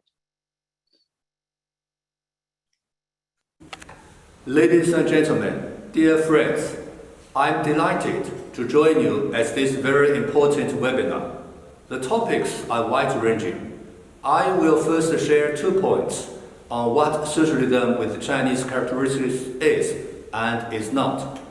Then 2 points on Chinese-Cuban relations, and then my observations about Cuba.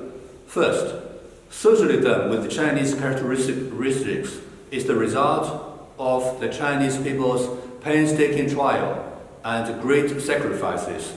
It doesn't come easy to us. Since the 1840s, through successive aggression, such as the 2 Opium Wars, the Sino-French War, the First Sino-Japanese War, and the 8 Allied powers invasion, the Western powers bullied China into signing a series of unequal treaties, gradually reducing China from a world power to a semi-colonial and semi-feudal state. As a result, the Chinese people embarked on the arduous quest for survival and rejuvenation. China tried constitutional democracy, parliamentary system, multi-party system, presidential system, you name it, but all failed.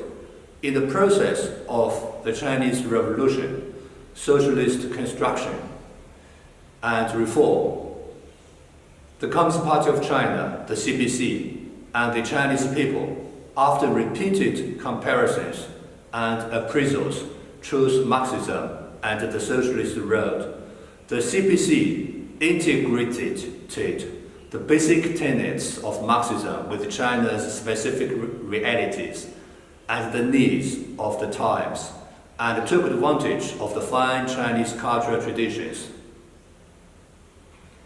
We created, developed, and improved independently our own path of socialism with Chinese characteristics.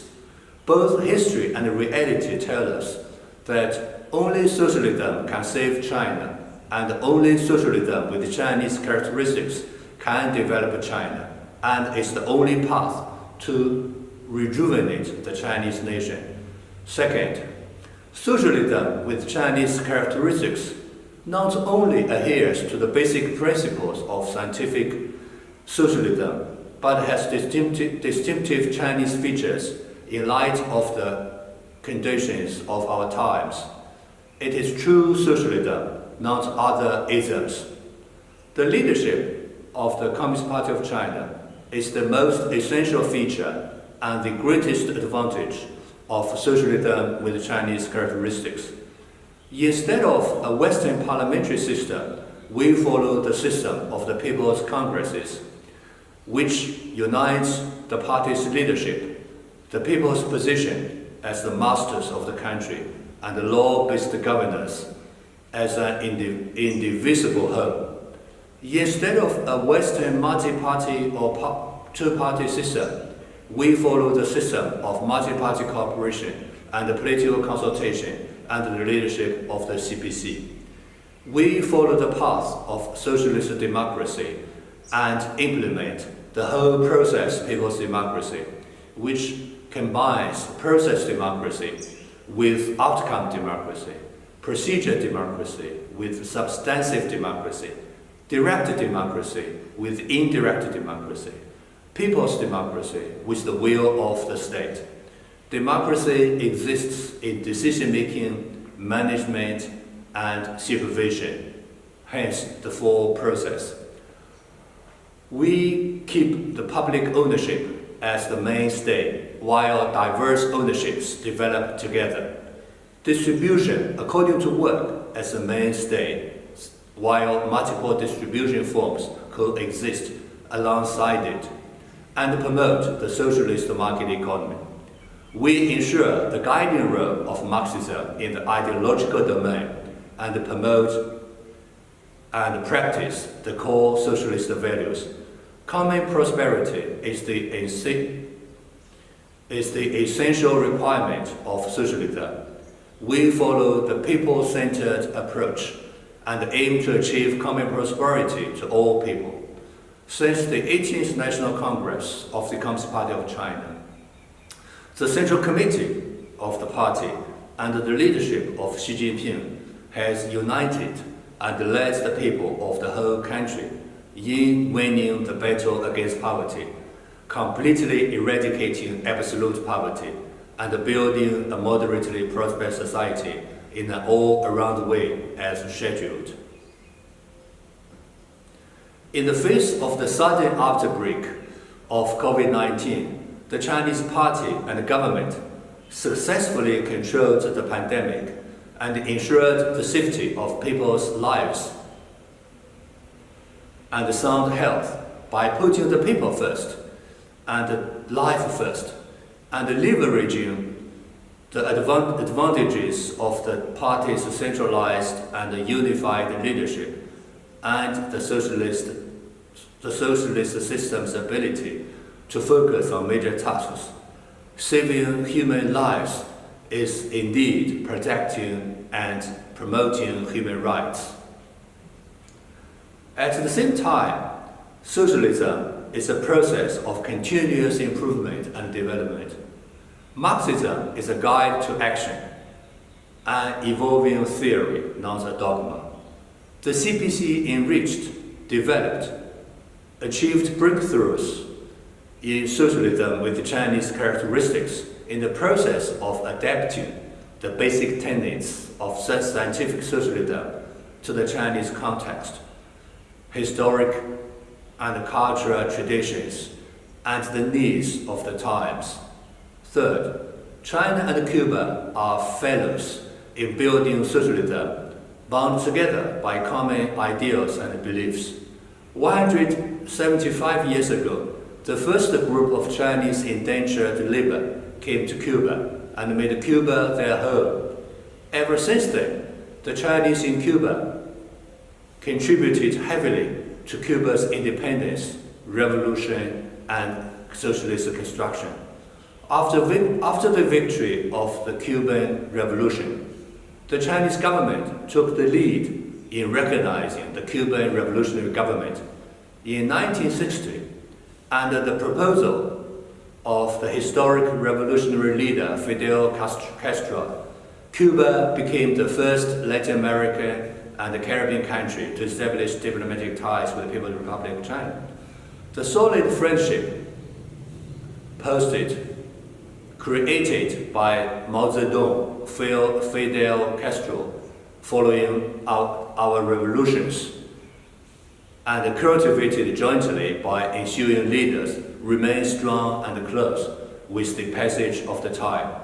China firmly supports Cuba in taking a socialist road that suits its national conditions and has thus provided assistance within its capacity.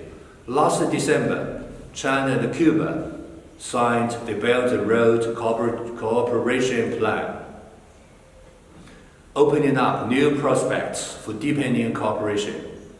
As pointed out by General Secretary and President Xi Jinping, China is willing to work together with Cuba in building socialism, to be good partners in pursuing common development, to be good exemplars in the joint fight against COVID-19, and to be good comrades in strategic coordination.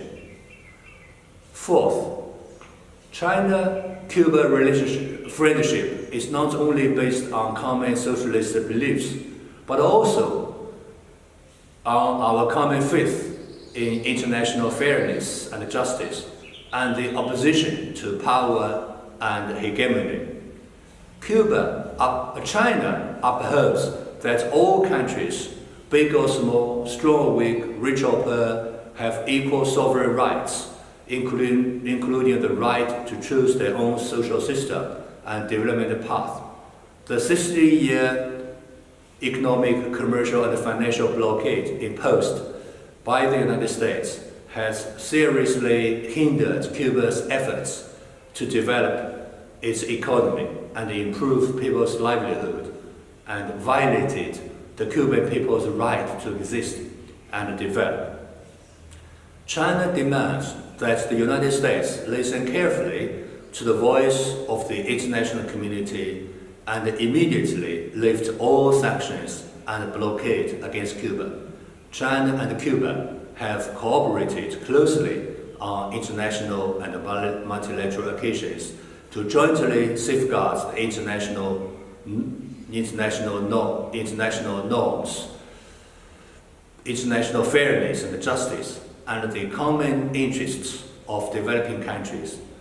The humanity is one community sharing will and woe, and in the face of the COVID-19 pandemic, solidarity and cooperation are the right choice. Therefore, China lent a helping hand and provided emergency assistance to Cuba and others hit by the pandemic. President Xi Jinping said that Cuba is a great country. Despite the difficulties and obstacles for over half a century, Cuba has stuck to its own path and won the respect of the people of the world.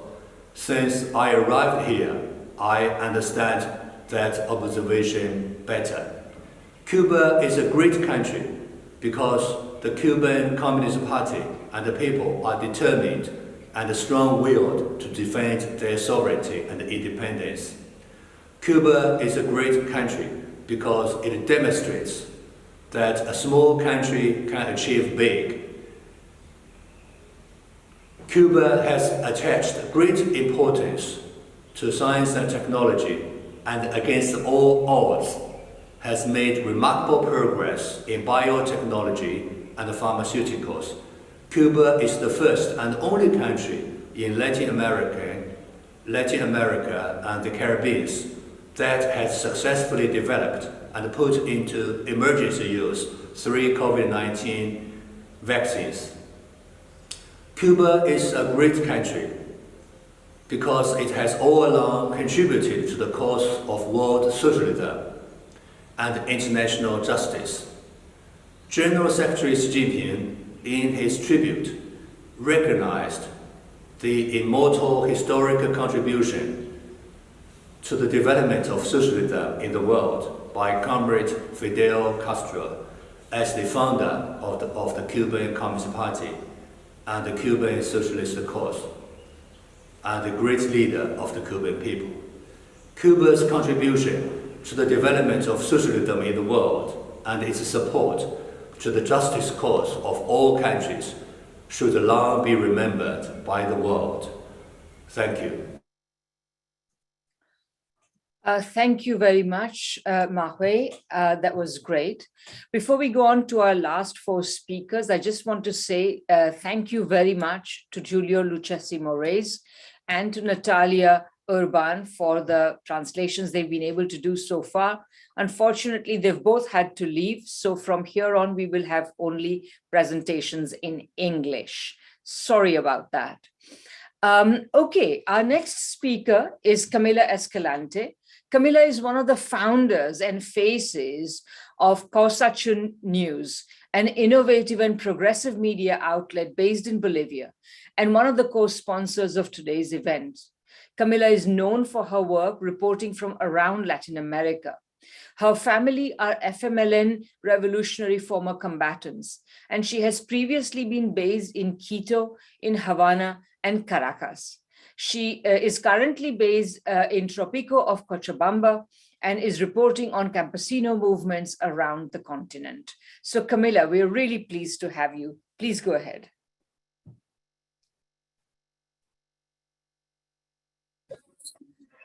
Hey there, Radhika and everyone. Hopefully you can hear me. If you can't hear me, I would honorably give my time back because I spent a lot of time in this country with obviously the issues with underdevelopment and lack of connectivity that we know is characteristic of all of the global South and all of Latin America. It's a big problem for us because we spend all of our time on the road and traveling, and it can be very difficult to find any place at all where we can connect to data or Wi-Fi. But thank you so much for the invitation. And we as Causachun News are very honored to sponsor and be a part of this.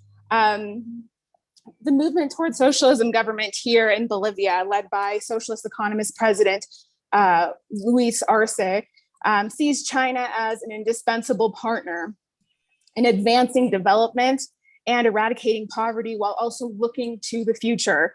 China and Bolivia have shared goals, as everyone has expressed. Latin America and China have shared goals, but particularly those countries which are led by socialist governments, controlled by the masses.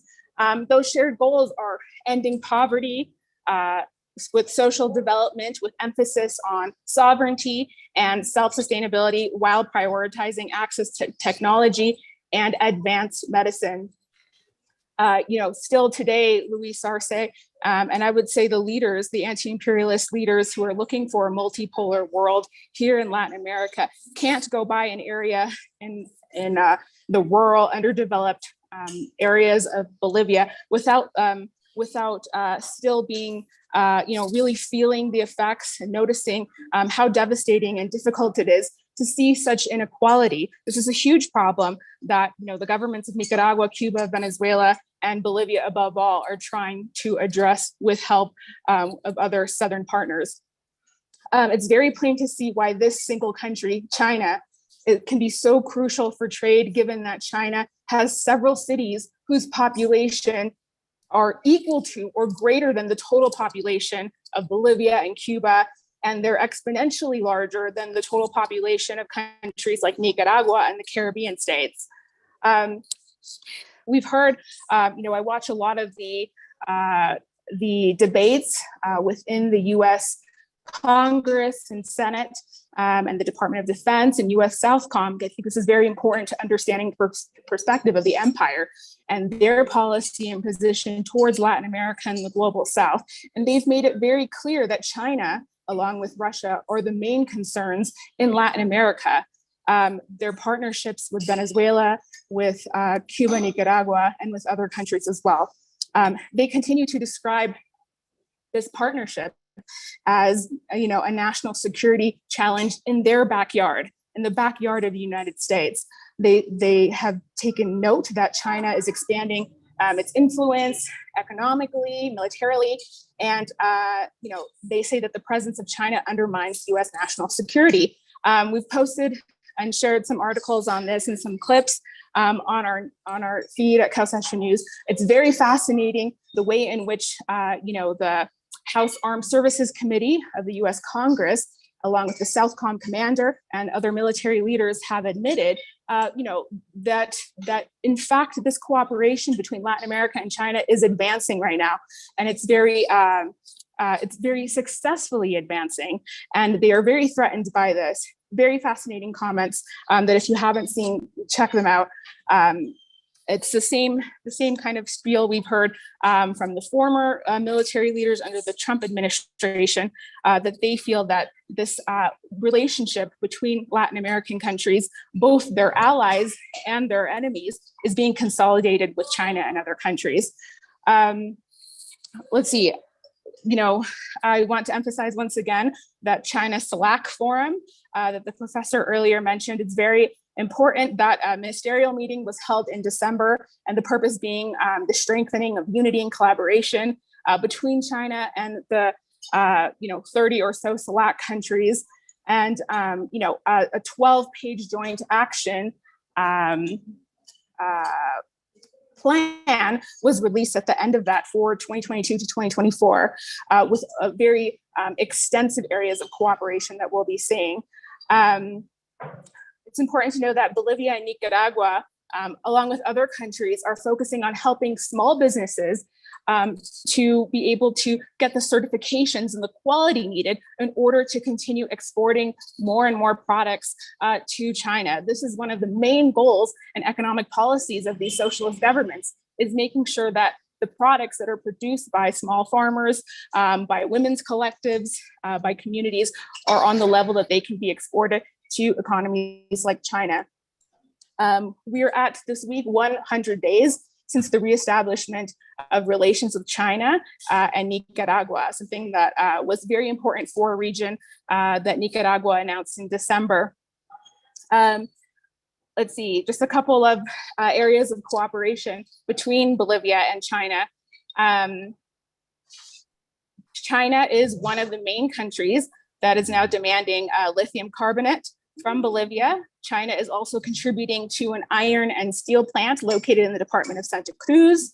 The project, according to the ambassador, represents the future of the country's industrialization and economic progress. Between 2020 and 2021, Bolivia exported a record volume of sesame, and the #1 buyer of Bolivia's sesame as of 2021 is China, also chia, quinoa, and there's a number of other areas in which Bolivia is really looking to expand exports and cooperation in the areas of construction, technology.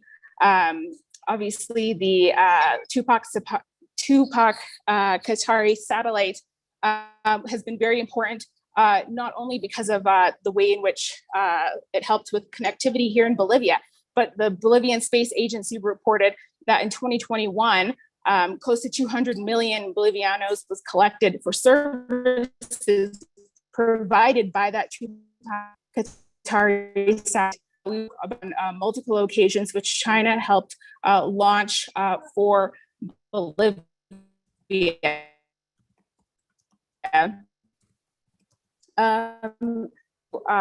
The between Latin America and China for better understanding, given the difficulties we have, the challenges we have with transport, with distance and everything else. This is a challenge that exists in all Latin American countries. There is a lack of understanding because of the language barrier and everything else. But I believe that this is going to be part of what is needed in the immediate future to beyond state and the government and these economic projects to further that friendship and level of cooperation between peoples, between Latin America and China. Thank you so much.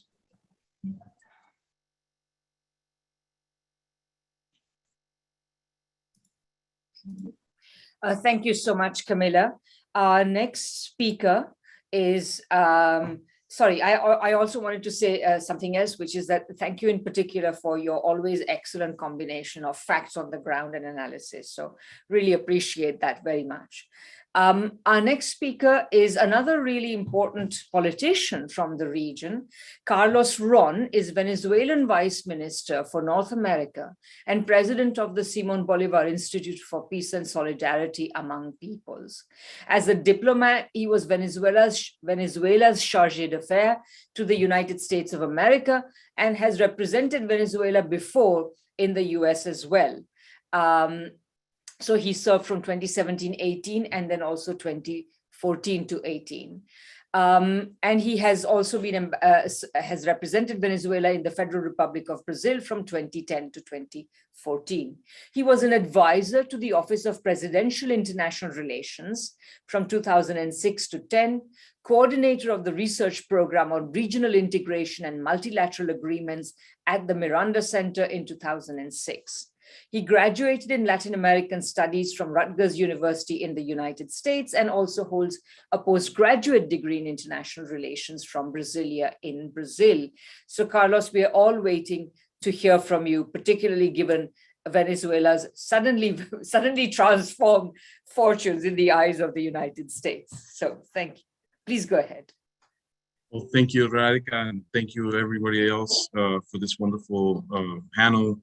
Especially Friends of Socialist China, and of course it's an honor to have shared the panel with President Dilma, who I happened to be in when she was first elected, and it's always an inspiring force for all of us in Latin America.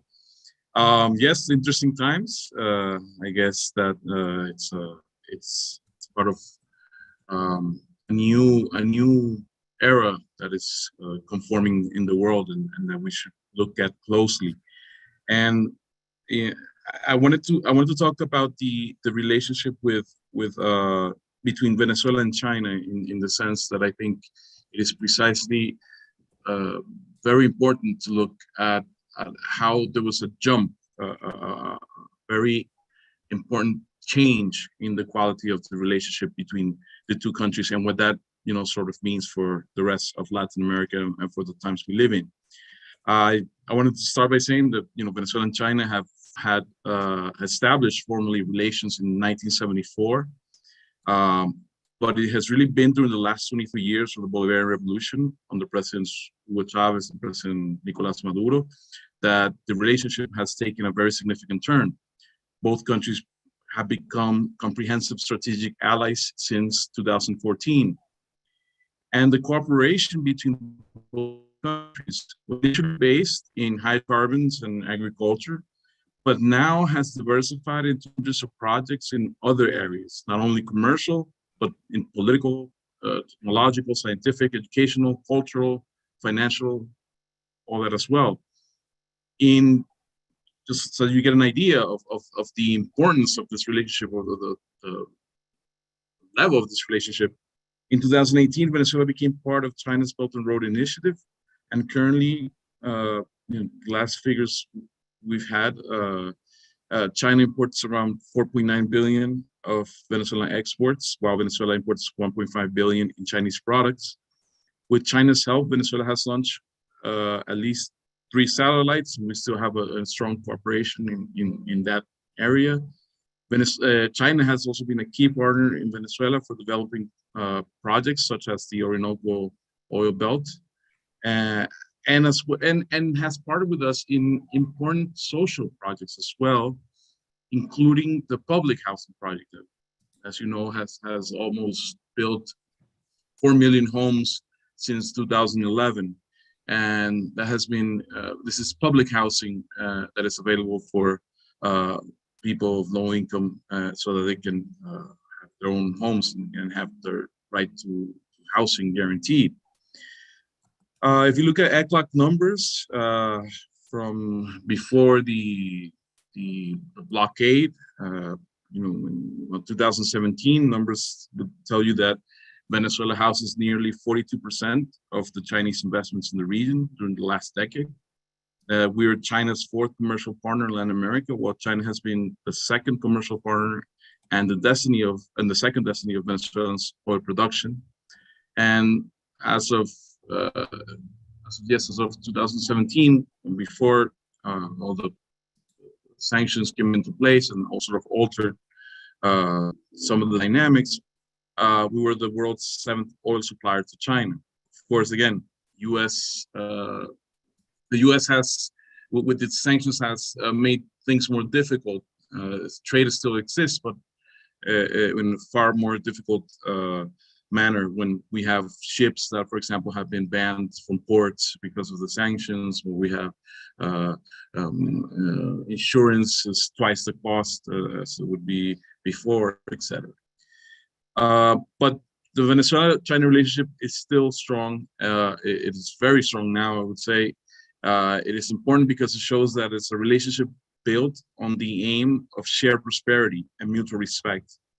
Such a relationship is possible in this region of the world. China did not approach Venezuela with the intentions of regime change, but rather that with the intention that both countries have developed, a relationship that is respectful and where there's mutual benefit that is clearly seen. This is a stark contrast with the relationship of dependence that Venezuela used to maintain before 1999 with countries that were stronger, larger economies such as the United States or even countries in Europe. This relationship, as well as the current ties with the rest of Latin America and the Caribbean in the last 2 decades, have proven that there is a sustainable and beneficial partnerships outside of the relationship with the United States. And I think that's key for us to understand. And that these are on quite different terms, where the crippling dependence or the intrusion in internal affairs are absent. And I think this is one of the, if anything, is one of the things we must highlight. Of course, at the end of the day, this alters the United States' design for the region, especially at this time where it feels that its superiority is under threat by China's economic, technical, and political strength. We've discussed this already throughout the session. But US intelligence reports point to at least 5 technologies where China is close to surpassing the United States. And recent actions and rhetoric show that the US aims to polarize the world once again into the good and bad, the democracies and the autocracies, this old you're with me or you're with the terrorist dichotomy that Bush employed, and that was, that comes from even back further during the Cold War. The problem now, however, for the United States is that the new world refuses this bipolar logic, this Cold War logic mentality. There's a new multipolar world that is here. It's not emerging, it's here. We see it, it's present. We see it now more than ever with the recent events in Europe. So although the current crisis in Ukraine, of course, is of a very complex nature, I think we can clearly see that at least one of the aims of the United States in promoting this confrontation was precisely to rally the Atlantic back to its side, as it used to have its influence zone very finely defined. So the U.S. therefore is seeking to secure that European support, that Latin American support, not only against Russia, but in the end against a further confrontation down the road that I think is foreseeable in their terms against China itself. The U.S., as you all know and mentioned, recently had an attempt of reapproachment, so to speak, by sending a high-level U.S. delegation to Venezuela to discuss, among other things, in the bilateral relations, the role that Venezuela can play in the oil market. And I wanted to say that Venezuela, as you must recall, was a key supplier to the United States, and it wasn't until the Trump administration decided to ban Venezuelan oil imports that such a key trade relationship broke down. It could very well start again, but the key issue is this: it is the United States who needs to make the changes. They must lift the sanctions that they've applied to Venezuela so that production can go back into the market. It was never Venezuela who refused to trade with the United States, but rather it was the Trump administration that took this decision. And I think Venezuela will trade on fair and respectful terms without conditions, under the terms we have agreed upon in OPEC Plus articulation, something that we were responsible for. But we have never been willing to discuss trade in detriment of our partnerships throughout the world, be it Russia, Cuba, China, or any of the other partnerships. So at the time, and this is important because I think that at the time when the US aggression and the pandemic were at its worst for Venezuela, it was China who sent a technical team to help us organize. It was Russia who helped with some of the vaccines. It was Cuba that helped with doctors. It was China who sent, actually the first country that received Chinese vaccines was Venezuela. And we received them when the US, at the same time that the US was blocking Venezuelan accounts in order for us to access the COVAX vaccines from the United Nations mechanism. So therefore, we are well aware of what true cooperation looks like. In these times of conflict and tension, we are happy and proud to be striving toward a socialist horizon. China speaks of socialism with Chinese characteristics, which in a way is similar to what we've defined for ourselves as the Bolivarian socialism of the 21st century. It's one that takes into consideration the history of the people struggles, but adapts to our own current characteristics, our own current reality. We share, therefore, with China, and we are proud to share with China the view that multilateralism must be defended and preserved. We're joined together in the group of countries in defense of the United Nations Charter, which I think is important in a time like this, but we stand up for the principles of maintaining peace, of maintaining diplomacy, of maintaining the purpose that originally founded the United Nations. We believe that peace, like I said, must be sought through diplomatic channels and dialogue, and that the use, and particularly the use of unilateral coercive measures, which are called sanctions by the United States, but they're not. They're really coercive measures that are illegal. They only bring harm and cannot be a tool that can in any way possible lead to peace. China's commitment to respectful cooperation, to the defense of international law, to overcoming poverty and hunger are the values we should defend and promote at a time where we see the return of fascist extremism and violence throughout the world.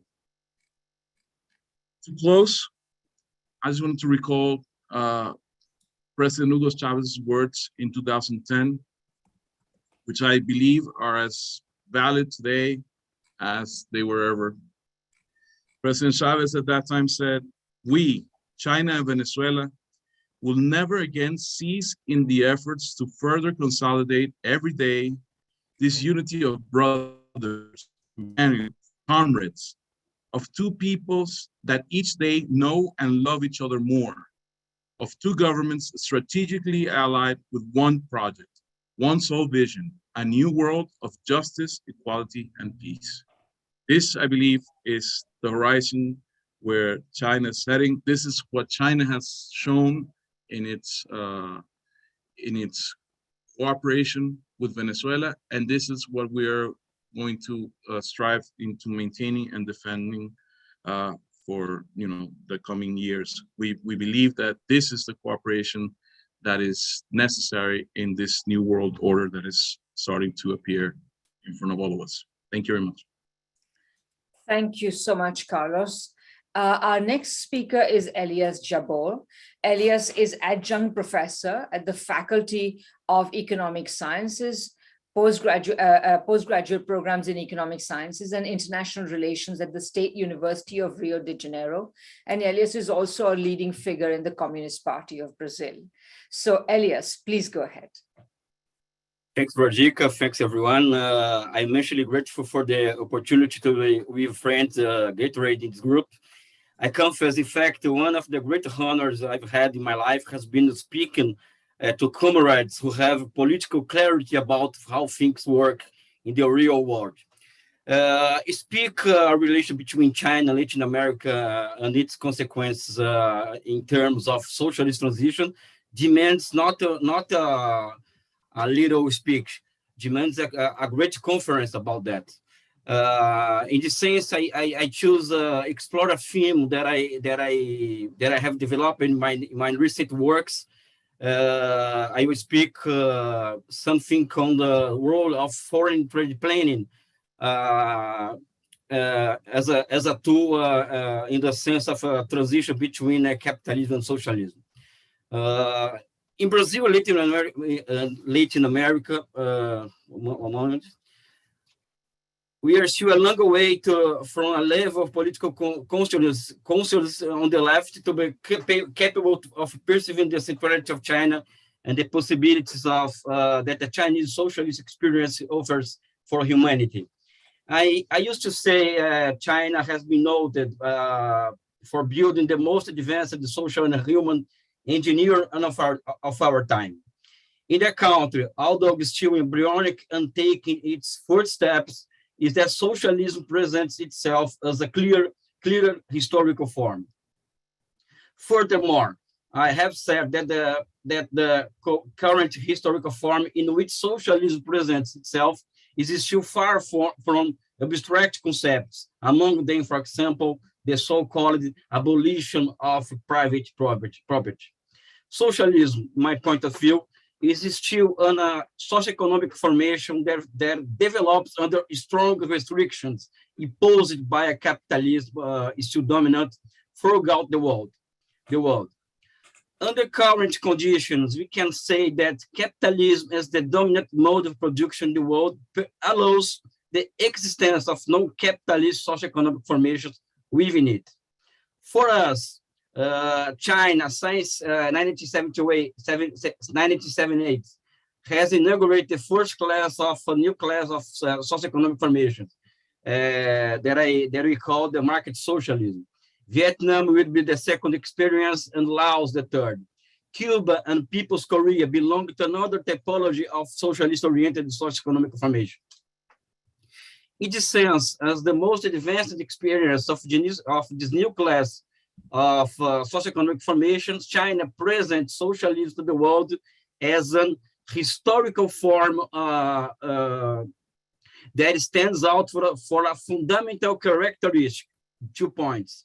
The transformation of a reason into an instrument of government with the emergence of a new and superior forms of economic planning in the country, including the planning of its foreign trade.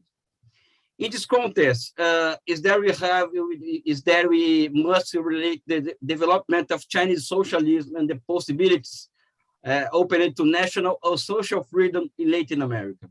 Foreign trade planning is a key point, also for Latin America.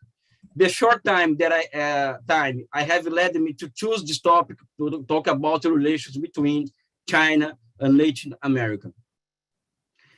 Latin America is the so-called weak link in the imperialist chain in a world is still largely dominated by the capitalist mode of production. Therefore, given the historical circumstances, we must have a series of mediations in mind when dealing with the transition to socialism in our region and the role of China in this process. The law of uneven development proposed by Lenin allow us to take a more strategic and scientific look at this issue. For example, exports of Chinese productive capital to Latin America open up great possibilities, not only for the purpose of improving our country's balance of payments. On the other hand, unfortunately, Latin American elites and much of the Latin American left wing lack a strategic vision of the relationship between our region and China. We must understand China's role as an exporter of public goods and a supplier of credit, overcoming the institutions born under Bretton Woods domain. For example, the International Monetary Fund and the World Bank, those who have become arms of imperialist domination around the world. We also have to instrumentalize Chinese investment, both to consolidate experience, such as the Cuban, Venezuela, Bolivia, Nicaragua, as also to reinforce independent national projects. Socialism in global scope will go through the growing economic gravitation gravitation of the world around China in a similar way that Marx perceived the capitalism socialism transition worldwide centered on the possibility of socialist revolution in England, Germany, and France. I believe that there is a big conceptual and theoretical gap to be filled in regard to the role of foreign trade planning in the global capitalism socialism transition. I return to Lenin to recall that according to the great Russian revolutionary, the battlefield between capitalism and socialism should be shifted from the military field to commercial field, and that planned foreign trade will be fundamental to be victory of socialism on a world scale. And our current international scenario, doubtless, has demonstrated that. Lastly, there is still a long way to take the consolidated transition to socialism in our region, but the path is promising. China is Latin America's biggest trading partner, for example, but a type of a relationship that isn't virtuous enough yet, in the sense to be a fundamental element in a qualitative political leap in the region, is still being reproduced. Imperialism still has immense strength in the region. Therefore, seek mediations between the current state in which Latin America finds itself and the socialist objective involves the emergence of powerful national projects, even with a capitalist character. The imperialism does tolerate the autonomy of any Latin American country. In this sense, the role of China is fundamental, as well as the left itself in our region. To conclude, I would like to remind you that this year, a great battle for the Brazilian nation will take place in next October. In Brazilian elections, something fundamental will be at stake. 2 points. The right to continue being Brazilians. My best regards to everyone. Thank you. Thank you so much, Elias. That was really great. Again, underlining the strength of imperialism and what still needs to be done to oppose it in Latin America, and particularly in your election, as President Rousseff also underlined. I should also very quickly say that and something I neglected to say earlier, which is thank you particularly to Carlos for underlining the terms on which Venezuela has always engaged with the United States and will continue to do so at this time when so much is changing so quickly.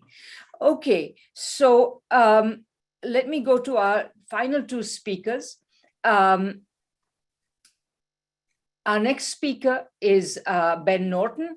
Ben Norton is a journalist, as I'm sure most of you know, is a journalist, writer, and filmmaker. His journalism focuses primarily on US foreign policy and geopolitics. He's based in Latin America and speaks English and Spanish. He has been the founder and co-editor of the recently launched independent news website Multipolarity, which is among the co-sponsors of today's event. So Ben, we would really like to hear from you now. Thank you, Radhika. Thanks to all the friends and comrades. It's a pleasure being here, and it's an honor being here with figures like Dilma Rousseff and Carlos Ran and others. So thanks for the invitation.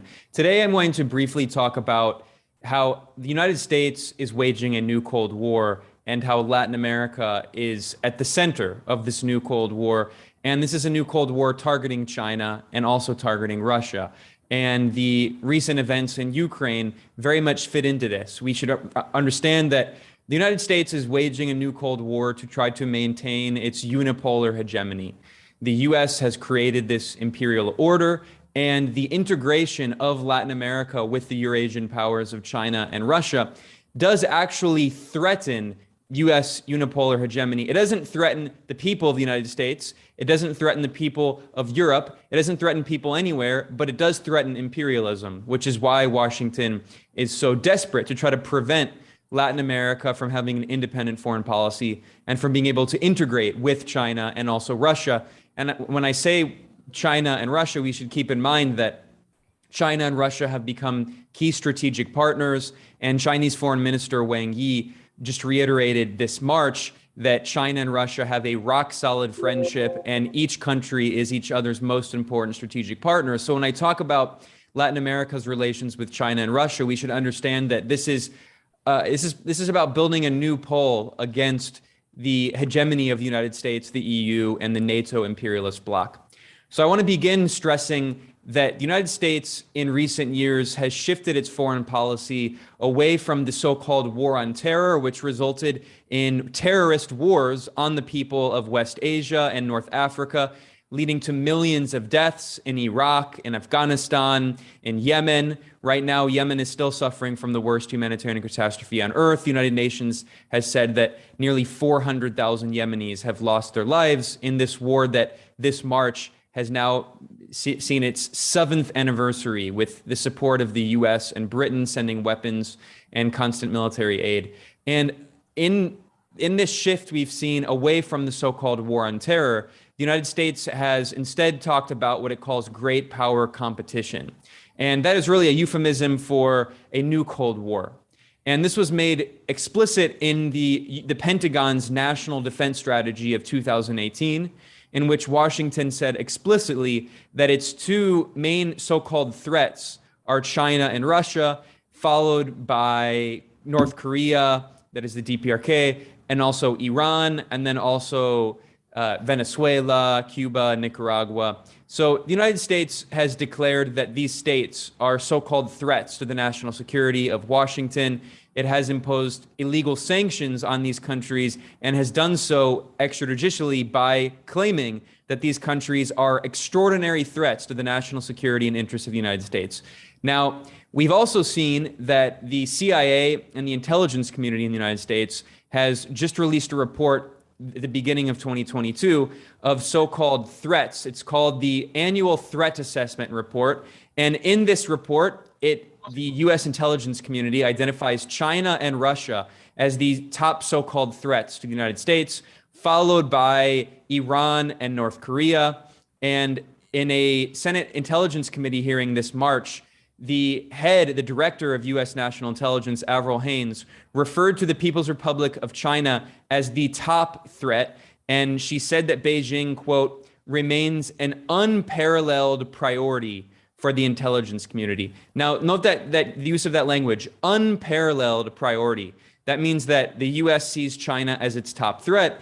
And anytime the United States talks about Latin America these days, it talks about China's relations, its bilateral relations with countries in Latin America. And we've seen repeated invocation of the Monroe Doctrine in regard to that. I'll get to that in a moment.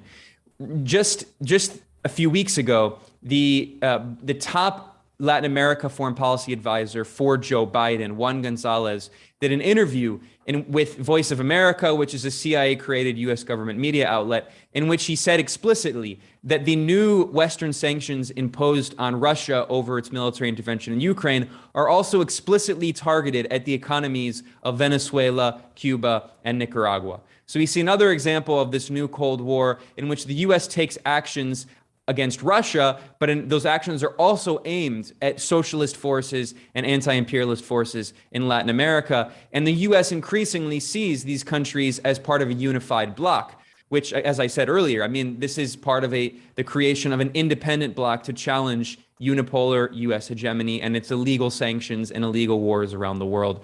We also saw this very clearly recently in the UN vote on Ukraine. If you look at the countries that voted in alliance with Russia or that abstained, they are pretty much all of the countries with socialist and anti-imperialist governments, including, Venezuela, Nicaragua, Cuba, Bolivia, also Laos, Vietnam, China, and also countries that had anti-colonial revolutions like in Algeria and Angola and Eritrea. So we see that the United States, through this new Cold War, has been trying to force the creation of really a kind of bipolar order to prevent the creation of a multipolar order. And Latin America has become a key part of this architecture to build a multipolar world through integration with China and Russia, not only economically, but through political integration with groups like the Group of Friends in Defense of the UN Charter. And we should also understand that while the US is threatening China and Latin America, and while it's sending weapons, billions of dollars of weapons to Ukraine, it is deploying its military to these regions. And we saw that after Russia started its military intervention in Ukraine on February 24th, just 2 days later, on February 26th, the US Navy sent a guided missile destroyer through the Taiwan Strait directly threatening China. And of course, we know that the United States has military forces in Taiwan that are training separatists for a future war against the People's Republic of China. Now, just a day after the US sent this missile ship, this missile-guided destroyer through the Taiwan Strait, on February 27th, the next day, and 28th, the US Navy held anti-submarine warfare exercises with Colombia. And in these military exercises, the Colombian Navy, for the first time ever, used a nuclear submarine from the United States. So this is a clear threat to Venezuela one day after the US threatened China militarily. And let's not forget that Colombia is the first and only special partner of NATO in South America. Now, I want to remind people, NATO stands for North American Treaty Organization. And last time I looked at a map, Colombia is very much, North Atlantic. There's a Freudian slip there. I mean, it is the North American, really, but it's the North Atlantic. But last time I looked at a map, Colombia, which is firmly in South America, is not in the North Atlantic region. We see that NATO has nothing to do with the North Atlantic. NATO, in fact, is the North American military organization. It is a U.S. imperial military alliance. And we see that the role of Colombia has exposed this, and the fact that the U.S. is doing military exercises in the Caribbean Sea with Colombia right near the border of Venezuela after threatening China once again shows how similar these new Cold War tactics are.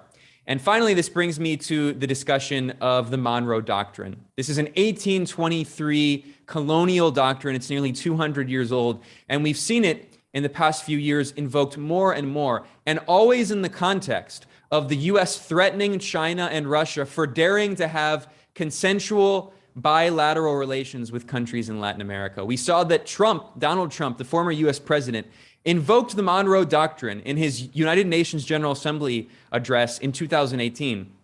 This was Washington saying on the international stage, Latin America is our colonial backyard. We also saw that the Secretary of State, Rex Tillerson, a former oil industry executive, he openly invoked the Monroe Doctrine, as did U.S. National Security Advisor John Bolton, specifically in regard to Venezuela, threatening Venezuela for daring to have bilateral relations with with China against an illegal U.S. blockade.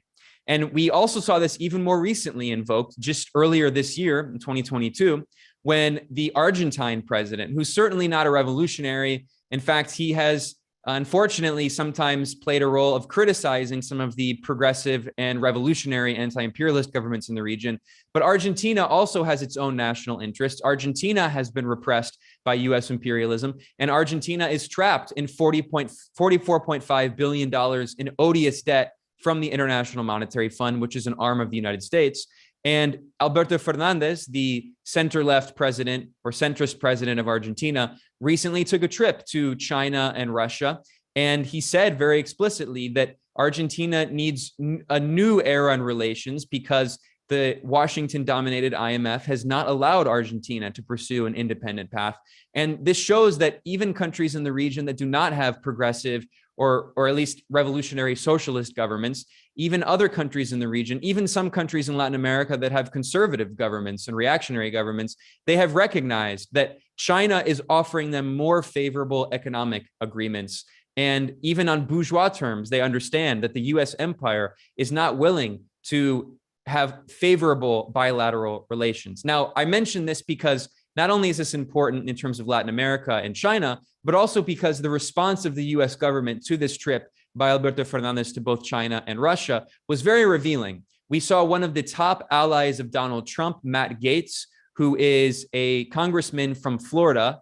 And on the floor of the US House of Representatives on February 7th, he invoked the Monroe Doctrine. He declared that there is a, quote, significant threat to our nation accelerating rapidly close to home. Now, I want to remind the geographically challenged congressman that Argentina is not in any way close to the US borders, but I mean, I excuse him because most North Americans know nothing about geography, yet alone history. But in this disgusting colonial speech, Matt Gaetz declared, this is an exact quote, on the floor of the US Congress just a month ago, quote, Argentina, a critical nation and economy, in the Americas has just latched itself to the Chinese Communist Party by signing on to the One Belt, One Road initiative. And he also said that this is a direct challenge to the Monroe Doctrine. Now, unwittingly, he was right that it is a direct challenge to the Monroe Doctrine, but not in the way that he meant it. It is a direct challenge because countries in Latin America are saying that they refuse to tolerate this 200-year-old colonial doctrine, that they are not the colonial backyard of the United States, or as President Joe Biden recently said, the front yard. And he appeared to be confused, and he appeared to believe that calling Latin America the US front yard would be construed as a compliment. But no, it again shows that the colonial mentality in which the United States sees Latin America as its colonial property very much lives on. Trump referred to it as the US backyard. The Democratic President Biden refers to Latin America as the colonial front yard, but it shows that this is, a bipartisan colonialist doctrine. You can pick your flavor of neocolonialism, backyard or front yard, but at the end of the day, these colonial policies are shared regardless of who is US president. And finally, concluding here, I'll say that we also see that countries in Latin America are recognizing more and more that China and Russia, as a strategic bloc, they offer more favorable trade agreements. We've seen that this December, Cuba joined the Belt and Road Initiative following after Venezuela did the same. And then this January, President Daniel Ortega at his inauguration announced that Nicaragua is also integrating with the Belt and Road Initiative. And the last thing I'll say here is we should keep in mind that one of the reasons that the United States has been so desperate to invoke the Monroe Doctrine and oppose any attempts by Latin America to have an independent foreign policy and have bilateral relations with China and Russia is also because Washington recognizes that some of the only countries in the world that still recognize Taiwan, which is part of the People's Republic of China, these countries, only if 13 countries on earth still recognize Taiwan as a so-called independent country. And I want to remind the listeners and viewers here that some of the only countries of these 13 on the planet that recognize Taiwan are in the Americas or in the Caribbean, specifically Guatemala, Haiti, and Honduras, as well as Paraguay, St. Kitts and Nevis, St. Lucia or St. Lucis, St. Vincent and the Grenadines. So these countries represent around half, that is, Central America and the Caribbean represent around half of the countries, of the 13 countries on earth that still recognize Taiwan against international law as an independent state. So I think this is another reason that Washington is so desperate to bully countries in Latin America and the Caribbean to prevent them from having favorable bilateral relations with China and Russia by extension, because the United States understands that Taiwan is, in US strategy, Taiwan is meant to be a colonialist outpost. The US strategy of the new Cold War is to support a secessionist movement and potentially a war with the People's Republic of China, and to turn Taiwan back into a US military base with nuclear weapons, as Taiwan was for decades from the 1950s into the 1970s during the first Cold War. So in this new Cold War, the United States is trying to turn Taiwan into a colonial outpost to threaten the People's Republic of China. And it's threatening countries in Central America and the Caribbean to maintain relations, diplomatic relations with Taiwan in order to continue serving as this kind of colonial outpost as part of its new Cold War strategy against China and also Russia. So this is why today I was talking about how Latin America and the Caribbean have become a key focus of US imperialism and its designs against China and Russia in the new Cold War, and why the peoples and the progressive movements of Latin America and the Caribbean have said more and more stridently that they refuse to be the colonial backyard of the United States, and they want bilateral relations with China and Russia and Vietnam and Iran and all countries around the world. And they need to they've been telling the United States that it needs to move beyond this 200-year-old Monroe Doctrine. These colonialist policies are bad for working people around the entire world. All they do is serve the interests of a small handful of capitalist oligarchs. And more, as we saw in comments from former president of Brazil, Dilma Rousseff, and many other presidents, Latin America has said clearly that it's not going to play along with the US designs in the new Cold War. Thank you, Ben. It's always difficult to know whether to cut you off or to continue listening to your long conclusions, but thank you very much. You're always absorbing, or rather absorbing as always. Thank you for reminding us of the centrality of paranoia in creating American foreign policy. And now today also the centrality of paranoia about Latin America in that. So thank you so much. Finally, we have our final speaker, who is going to be, I'm sure, another treat, is Francisco Dominguez. Francisco is head of the research group on Latin America at Middlesex University.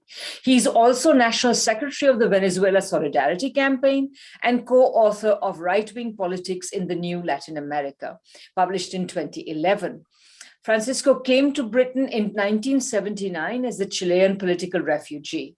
Ever since, he has been active on Latin American issues about which he writes and publishes extensively. Francisco, please go ahead.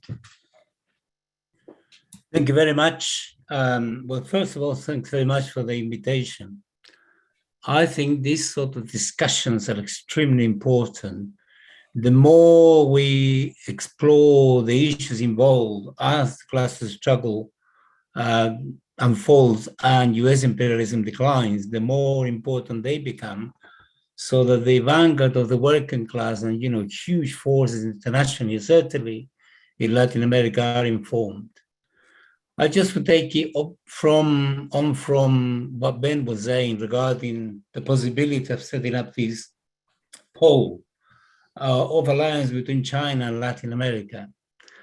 There is one condition for that, it seems to me, and the condition is that the Latin American left-wing governments have to survive. And we can see that the United States and its allies are extremely aggressive. Because they're desperate, they're prepared to do anything. And this is where I think seems to me that the relationship, or that certainly some of the lessons that we should draw on from China are extremely important. So let me start by saying China, the Chinese Communist Party during their revolution understood extremely well I want to use the word dialectical relationship between the city and the countryside, in a country that was heavily dominated by the peasantry. At the time of the revolution in 1949, the proportion of the peasantry in the country as a whole was in the region of 85 to 90%. And given the previous history of atrocities, repression, and brutality carried out by the Kuomintang, the Japanese, and others, the proportion of the proletariat, the size of the working class, the proletariat in China was extremely small. So it is extraordinary to be able to establish that relationship where a proletarian party in a country where the proletarian almost doesn't exist is able to lead the peasantry, you know, in a socialist direction with the extraordinary results that we are seeing today. And that's extremely important, because unless we are able to establish that relationship between the small working classes in Latin America and the peasantry and the poor, then it's going to be very difficult to sustain revolutions, progressive governments, and all the rest of it. And let me give you one example. If you look at the example of Bolivia, the driving force of Bolivia are essentially the poor from the cities. You know, the informal sector of the economy in Bolivia represents 65% of the whole economy, of the economically active population, 65%. And most of them are displaced peasants that actually were forced to leave the countryside in order to find, you know, some form of employment, which they found in the city by selling stuff in the street. I've seen them myself with my own eyes, particularly in La Paz, in El Alto. So what is the driving force of the socialist revolution in Bolivia? Well, the mass has been able to actually organize this huge mass of population, organizing in all sorts of committees, organizations, grassroots bodies, and so on. There's been a huge amount of spontaneity there, and they're leading them in a socialist direction. So this means that the only possibility actually to get somewhere in terms of changing the nature of the state, the nature of society, and the nature of the economy is by establishing that relationship.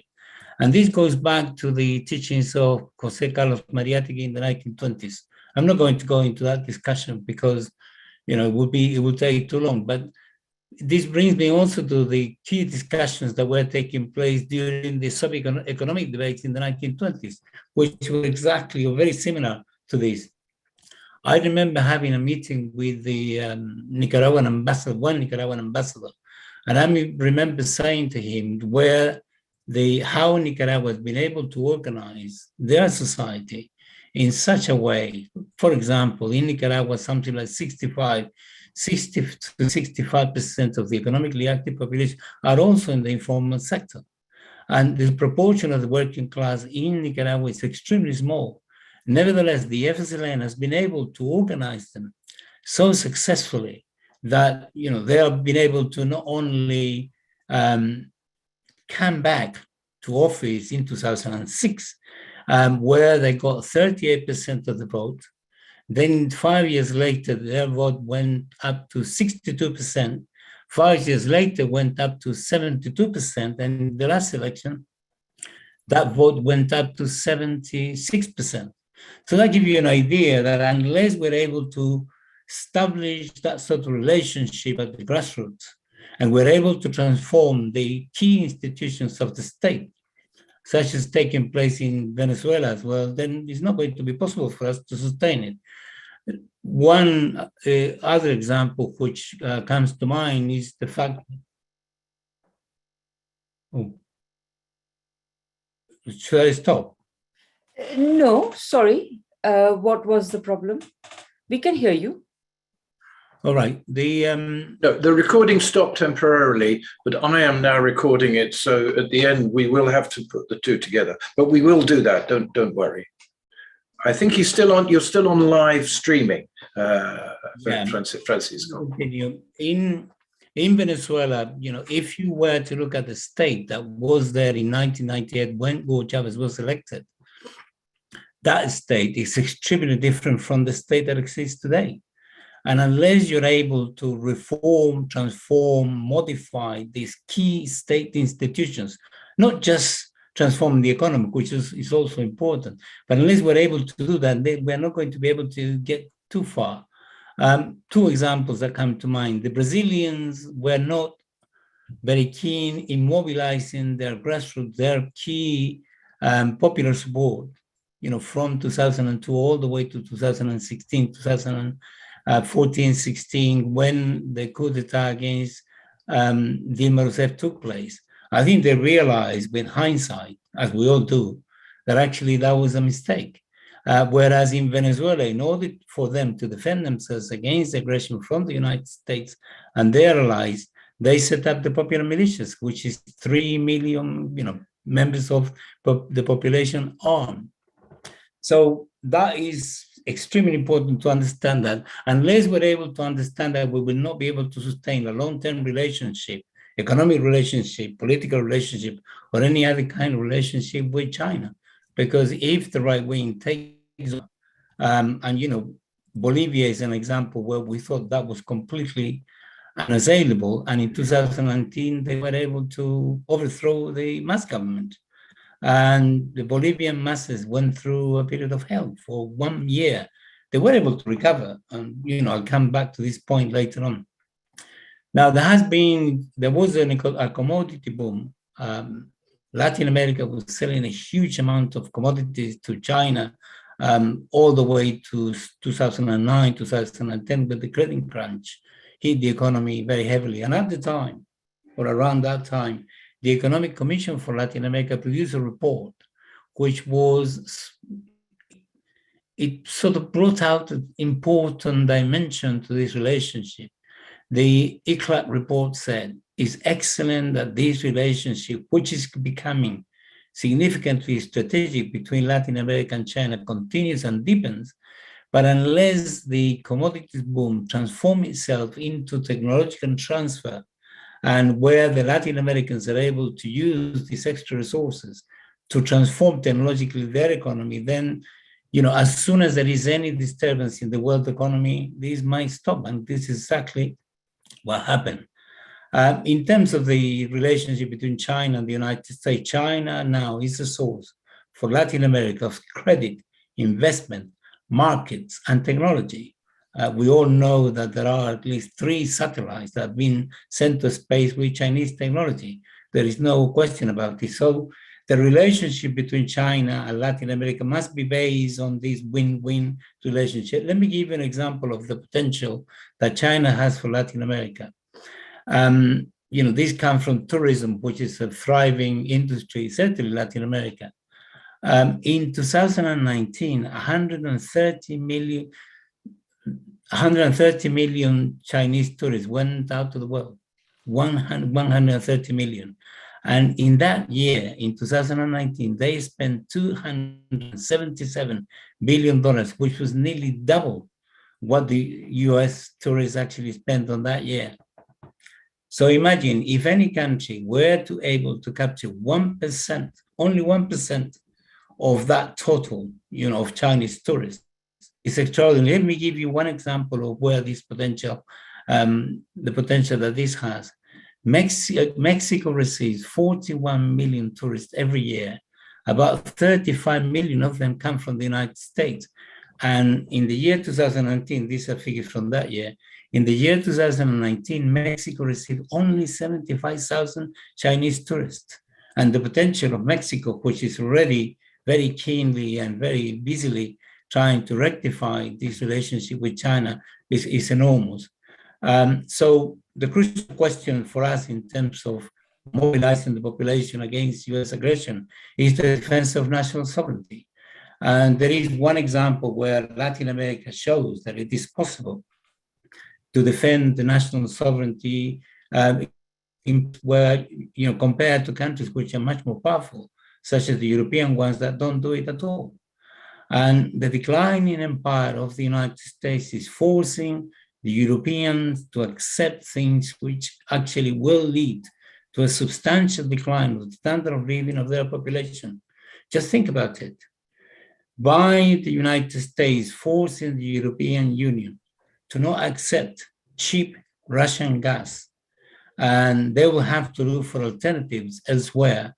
And this is likely to be from the United States and Canada, with only the transport costs will mean that the cost of the gas, which not only goes into heating houses, but it goes into all sorts of industrial processes and many other areas of economic activity, is going to definitely make the situation of the European Union extremely bad. And on top of that, the United States is pushing the European Union, and certainly many of the Europeans have accepted this, is to increase their military expenditure dramatically. Germany has already announced it. So what this relationship means is this, that by Europe not defending, and I know this is a difficult concept, not defending their national sovereignty, what they're doing is they're forcing a declining, which could be very severe, of the living standard of their population. So this is where Latin America is able to do this, and this is a relationship that Latin America has to have with China. There is no question about it that we have been able to fight back. One of the advantages that we enjoy in terms of our fighting back is the fact that the application of neoliberal policies undermine quite dramatically the potential for consolidation of right-wing governments. We've seen this with Macri. We certainly have seen this with Bolsonaro in Brazil. We even saw that with Janine Áñez in Bolivia and so on. And certainly we're going to see very likely, and we hope so, a victory in Bolivia. So the only way to establish a new geopolitics in terms of Latin America-China relationship is by multipolarity, which means that unless Latin America benefits massively out of it, so that the progressive governments can consolidate and expand their influence in the region and begin a process of regional integration, this might be set back. Even if the setting back may be brief, still is problematic and it's important, especially now that the United States is so desperate and is prepared to go even to war, as we've seen in Ukraine. I'll leave it there. Thank you very much. Thank you so much, Francisco. A very nice end to the very absorbing set of reflections. Francisco, you put everything in the present context, which is really great. I'm afraid we have gone on for nearly 3 hours, and I think everybody will be tired, so we will not take questions and answers. But thank you very much for everyone who's here. It's a sign of how absorbing all these remarks have been that nearly 2/3 of the people who are originally attended are still here. So let me end by first of all thanking all the speakers for their brilliant contributions. I think that all the comments in the chat and the fact that so many people are still here is testimony to how absorbing they were. Although they are not here, I would like to thank Natalia Urban and Giulio Lucchesi Moraes for offering translations as needed. And finally, I would like to thank the sponsors of this event, Alborada, Anticonquista, Code Pink, Geopolitical Economy Research Group, International Action Center, International Manifesto Group, Corsachan News, Morning Star, Multipolarista, and Simon Bolivar Institute for Peace and Solidarity Among Peoples. And final thanks to Friends of Socialist China for organizing this. So with that, I would like to take your leave, and hopefully we will all meet again to discuss these themes, which are not going to lose their importance suddenly. They're going to remain very relevant in the coming weeks, months, and of course, years. Thank you very much. Bye-bye.